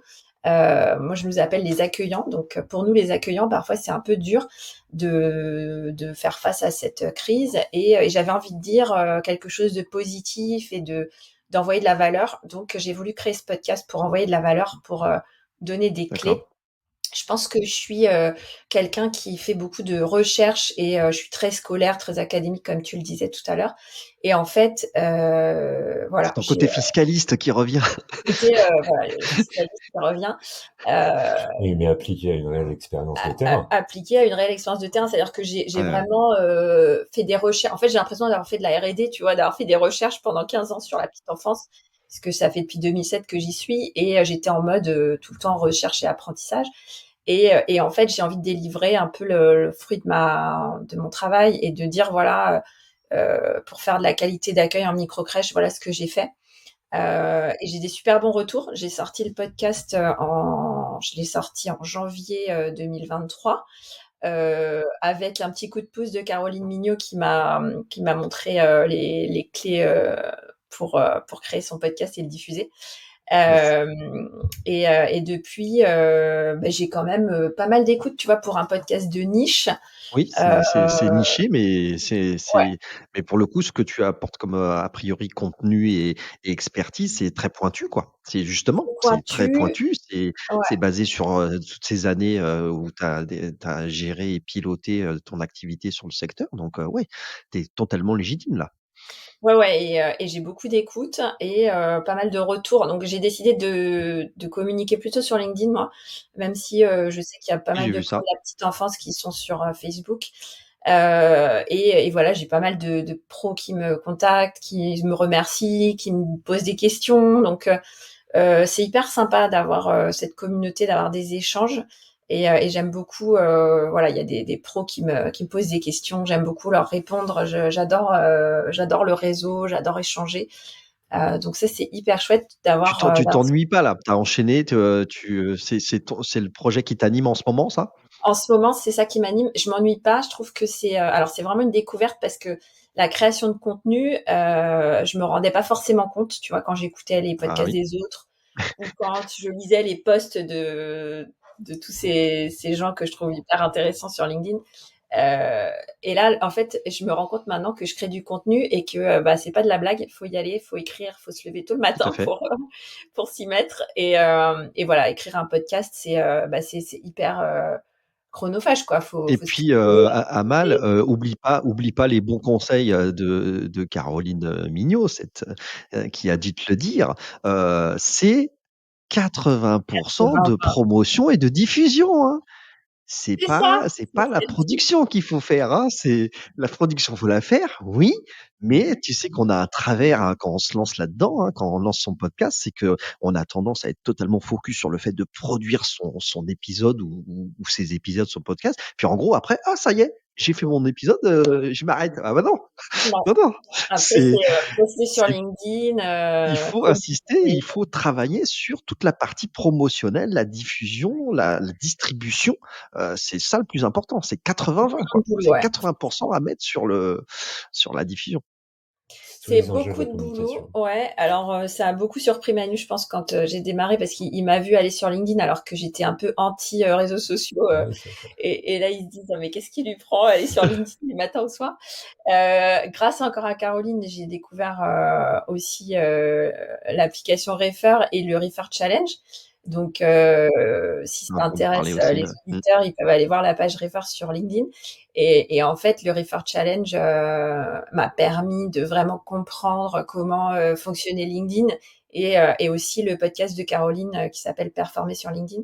Donc, en fait, je trouve ça sympa parce que à la base, j'aime pas les réseaux sociaux, le fait d'être ultra connecté, l'infobésité, tout ça, ça me plaît pas. Mais quand ça devient une technique et que tu apprends en fait à utiliser l'outil, ça devient intéressant. Et comme j'ai appris et que je suis en train d'apprendre à utiliser les réseaux sociaux, ça devient un challenge, un jeu, une technique. Et là, je trouve que c'est vachement plus sympa. Et comme c'est pour servir, comme tu disais, mon why, qui est d'avoir un impact sur la qualité d'accueil en micro-crèche et d'avoir un impact sur la valorisation du métier de la petite enfance, il y a du sens derrière. Donc, je suis prête à faire ce qu'il faut pour apporter de la valeur, quoi. Donc, s'il faut apprendre à utiliser LinkedIn, j'apprends à utiliser LinkedIn, ça me pose pas de problème. Et du coup, je découvre que c'est assez sympa et enrichissant parce que c'est de la connexion, c'est de la communauté. Tu donnes, tu reçois. Il y a plein de trucs sympas à faire, quoi. C'est nouveau pour vous? Qu'est-ce que ça change entre guillemets? Comment votre vie est-ce qu'elle a changé votre vie? Le fait de j'ai vendu ma boîte, bon et maintenant je fais quoi? Comment je m'organise? Est-ce que Elle a ça a changé changé. des trucs? Manu a été attentif au début. Il a senti que je pouvais plonger entre guillemets parce que tu vends ta boîte, t'es plus rien, quoi. D'une certaine manière. Et c'était sympa, j'ai bien aimé voir qu'il il prenait soin de moi, il était attentif. Et en fait, non, ça s'est super bien passé. J'ai eu peut-être 1 ou 2 journées où je me suis sentie vraiment paumée à la rentrée scolaire, parce que Mmh. j'ai vendu en juillet, fin juillet, on est Oui, c'est parti en ça. vacances En en août. septembre, On rentre le 2 septembre, les filles elles partent à l'école, Manu part au boulot, et moi je suis là genre, ah, OK, je qu'est-ce fais que quoi là? ouais, donc j'ai eu 1 ou 2 jours où ouais, un peu de flottement, mais franchement non, ça a pas duré et ça se passe super bien. Je pense pas que notre vie a beaucoup changé. Non, c'est vrai, j'avoue avoir sensibilisé les enfants à l'idée qu'il allait falloir être patient avec maman à la rentrée de septembre.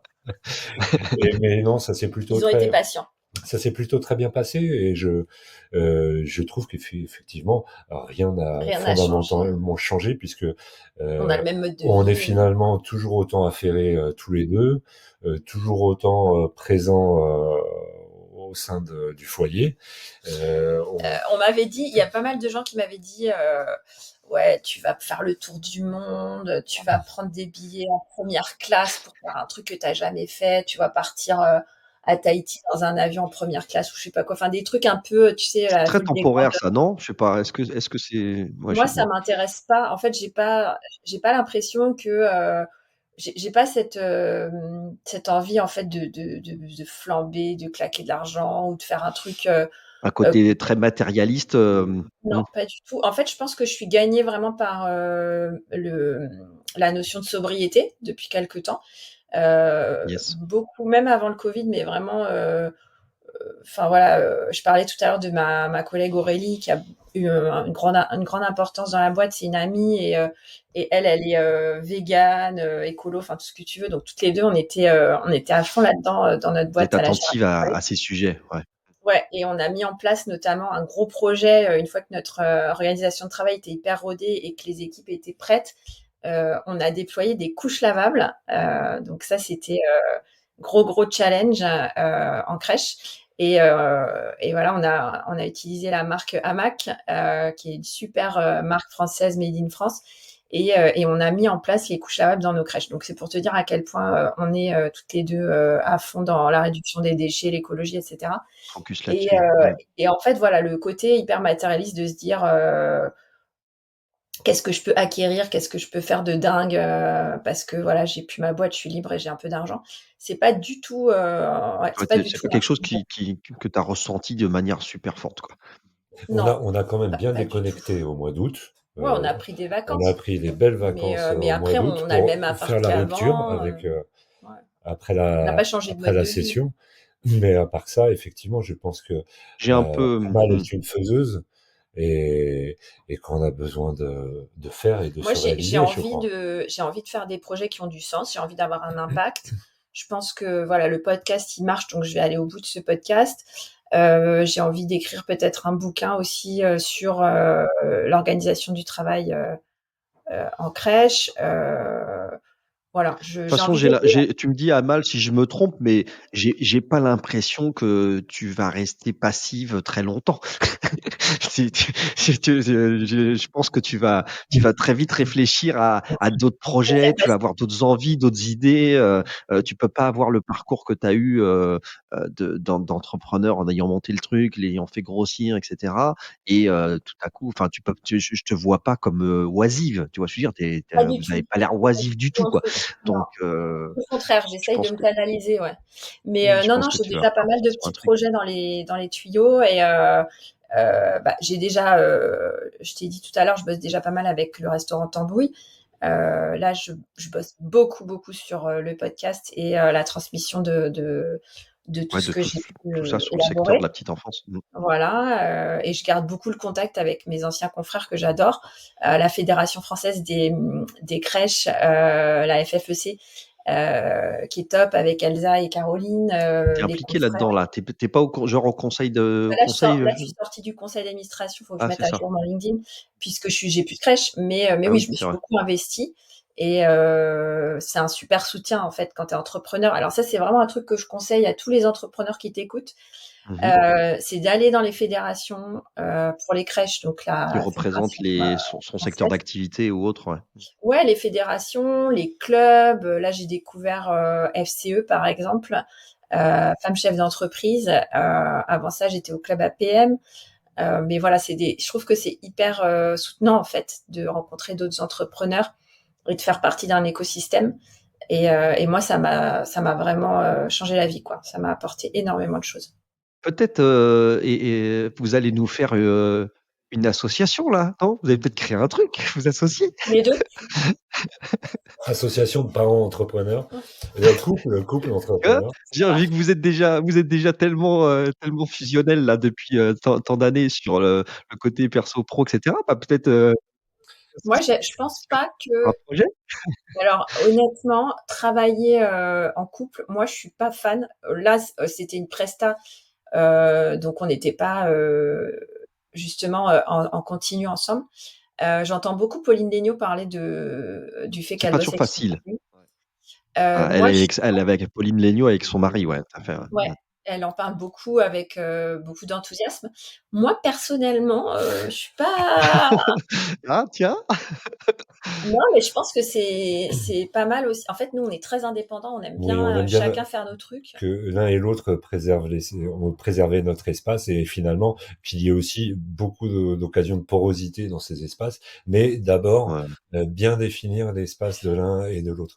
Et finalement, Franchement, en vous ayant écouté là pendant, maintenant déjà 2 heures, hein, moi j'ai le sentiment que vous êtes passé à travers votre aventure, de vie justement grâce à ça, hein. Grâce à à Grâce la à cette fois indépendance. cette proximité que vous avez, que chacun a été le soutien de l'autre et cetera au bon moment. Mais, effectivement, c'est cette indépendance aussi et Ouais, je dirais, autonomie que vous avez dans vos activités propres qui a fait que ça a fonctionné aussi bien comme il faut. Je pense qu'effectivement, si tu es encore plus associé, tu pas seulement associé de vie, mais tu es aussi associé dans le business, je pense que c'est pas toujours évident, nous, c'est ça clair. marcherait pas, je pense. Ça, ce serait trop, en fait. Je pense que notre équilibre, il tient beaucoup à notre ouais, je indépendance. crois aussi, ouais. Je crois qu'on a. Et puis, est-ce qu'on serait légitime de créer une association pour la blague? Je sais pas, parce que Pas possible. finalement, ce qui peut résumer tout On a ça, déjà c'est trop d'idées, on la- va pas la- rentrer là-dedans. notre approche est quand même assez empirique. Hein. On veut pas donner le sentiment euh, D'avoir tout de compris. d'avoir tout compris et de donner des leçons. Je pense que ça se fait en bonne intelligence et de manière, oui, encore une fois, très Très très empirique. empirique. Pas mal, Emmanuel, on a passé un moment, assez extra, ensemble, en tout cas de mon point de vue. Avant de conclure, moi j'avais envie de vous demander, vous savez que le podcast s'appelle «Je ne perds jamais», hein, soit je gagne, soit j'apprends. Donc, Ouais. moi je suis très, focus sur la notion d'apprentissage, tout au long de sa vie. J'avais envie de vous demander vous-même, est-ce que vous avez comme ça, un apprentissage à nous donner, voilà quel qu'il soit? Et puis peut-être une source, c'est-à-dire un livre, un podcast, un truc. Si vous aviez un truc à me dire, quel est le truc que vous pourriez me conseiller, voilà, pour apprendre? Grosse question. Voilà. Ça peut être d'ailleurs n'importe quoi. Je dis un livre, mais en fait, la dernière fois, j'ai quelqu'un qui m'a parlé d'un film, hein, voilà, il y avait un film ça peut être n'importe quoi, ça peut être un cinéma, un film, un dessin, peu Bah, importe, si mais je peux commencer, j'aimerais bien plutôt l'orienter sur une disposition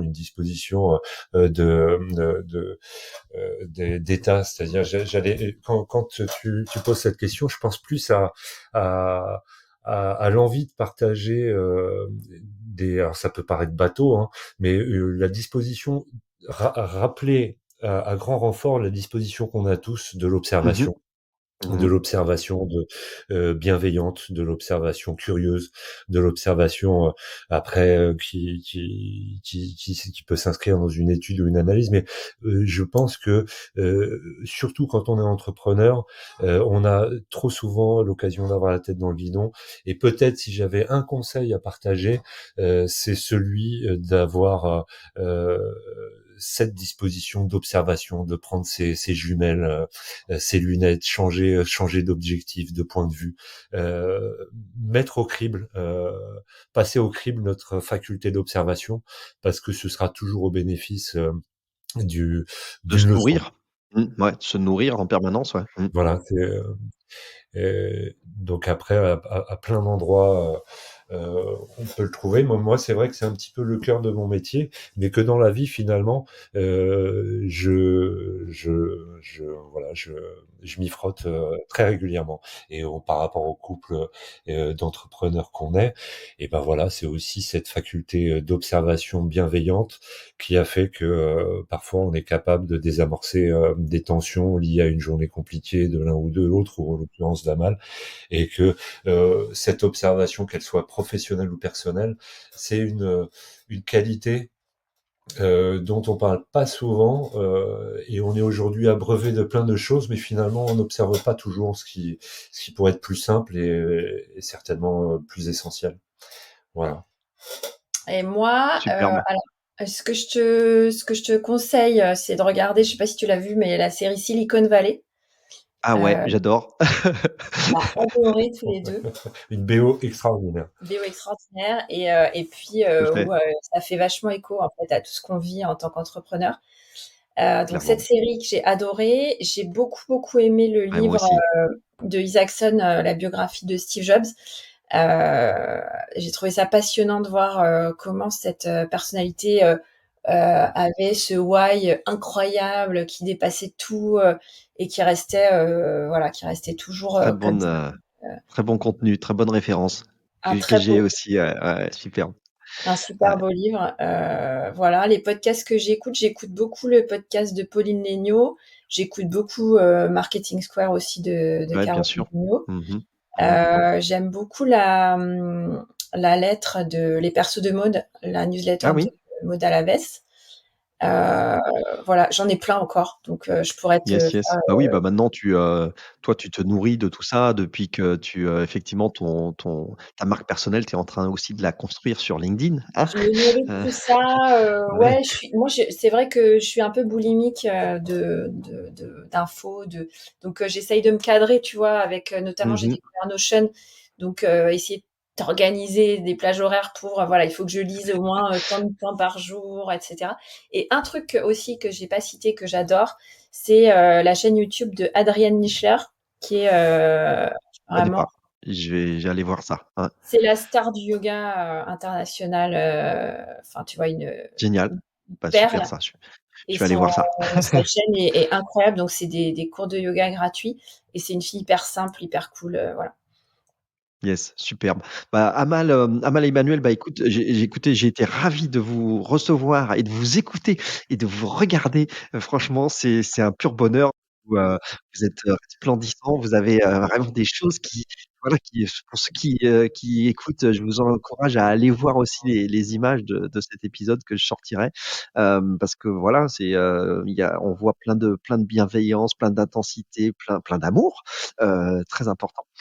Et c'est vraiment chouette de voir, un beau couple d'entrepreneurs, d'ailleurs entrepreneurs pas ensemble, entrepreneurs chacun de son côté. Carrément. Voilà. bravo à toi, Amal, pour ce parcours. Et puis, on a hâte de suivre tes aventures de serial entrepreneur parce que bon, on a compris que t'allais pas rester très longtemps, en fait, sans faire quelque chose. Donc, on a hâte de suivre tes prochaines aventures. Et puis, Emmanuel, on ira voir. J'essaierai Emmanuel, tu as peut-être un site web de ton travail, Oui, de un ton portfolio en portfolio. ligne, Voilà, c'est ça. simondada.com, CMONDADA.com. Moi, je mettrai ça dans les notes de Merci. l'épisode également pour on aille voir ton travail voilà, qui nous intéresse. Et on a parlé notamment des créations de logos sur le restaurant Tambouille, hein, c'est ça? C'est Tambouille le nom? Bien ça, oui. Tambouille, il a fait mon logo aussi pour la Voilà, girafe étoilée, les sites c'est la internet. girafe étoilée. Bon, c'était un chouette moment. Je vous remercie encore. Et puis, je vous dis à très bientôt sur les ondes et à l'antenne. Eh Vous ben, pouvez merci revenir quand vous Patrick, voulez, donc n'hésitez pas. Hein, si vous avez envie de nous raconter des nouvelles, des news, eh ben, la porte est ouverte. c'est un On était plaisir de sur, parler avec hein, toi. merci à Merci vous. On Patrick. était sur le podcast Je ne perds jamais avec Amal et Emmanuel. Merci Patrick. Ciao, Merci. ciao. Ciao.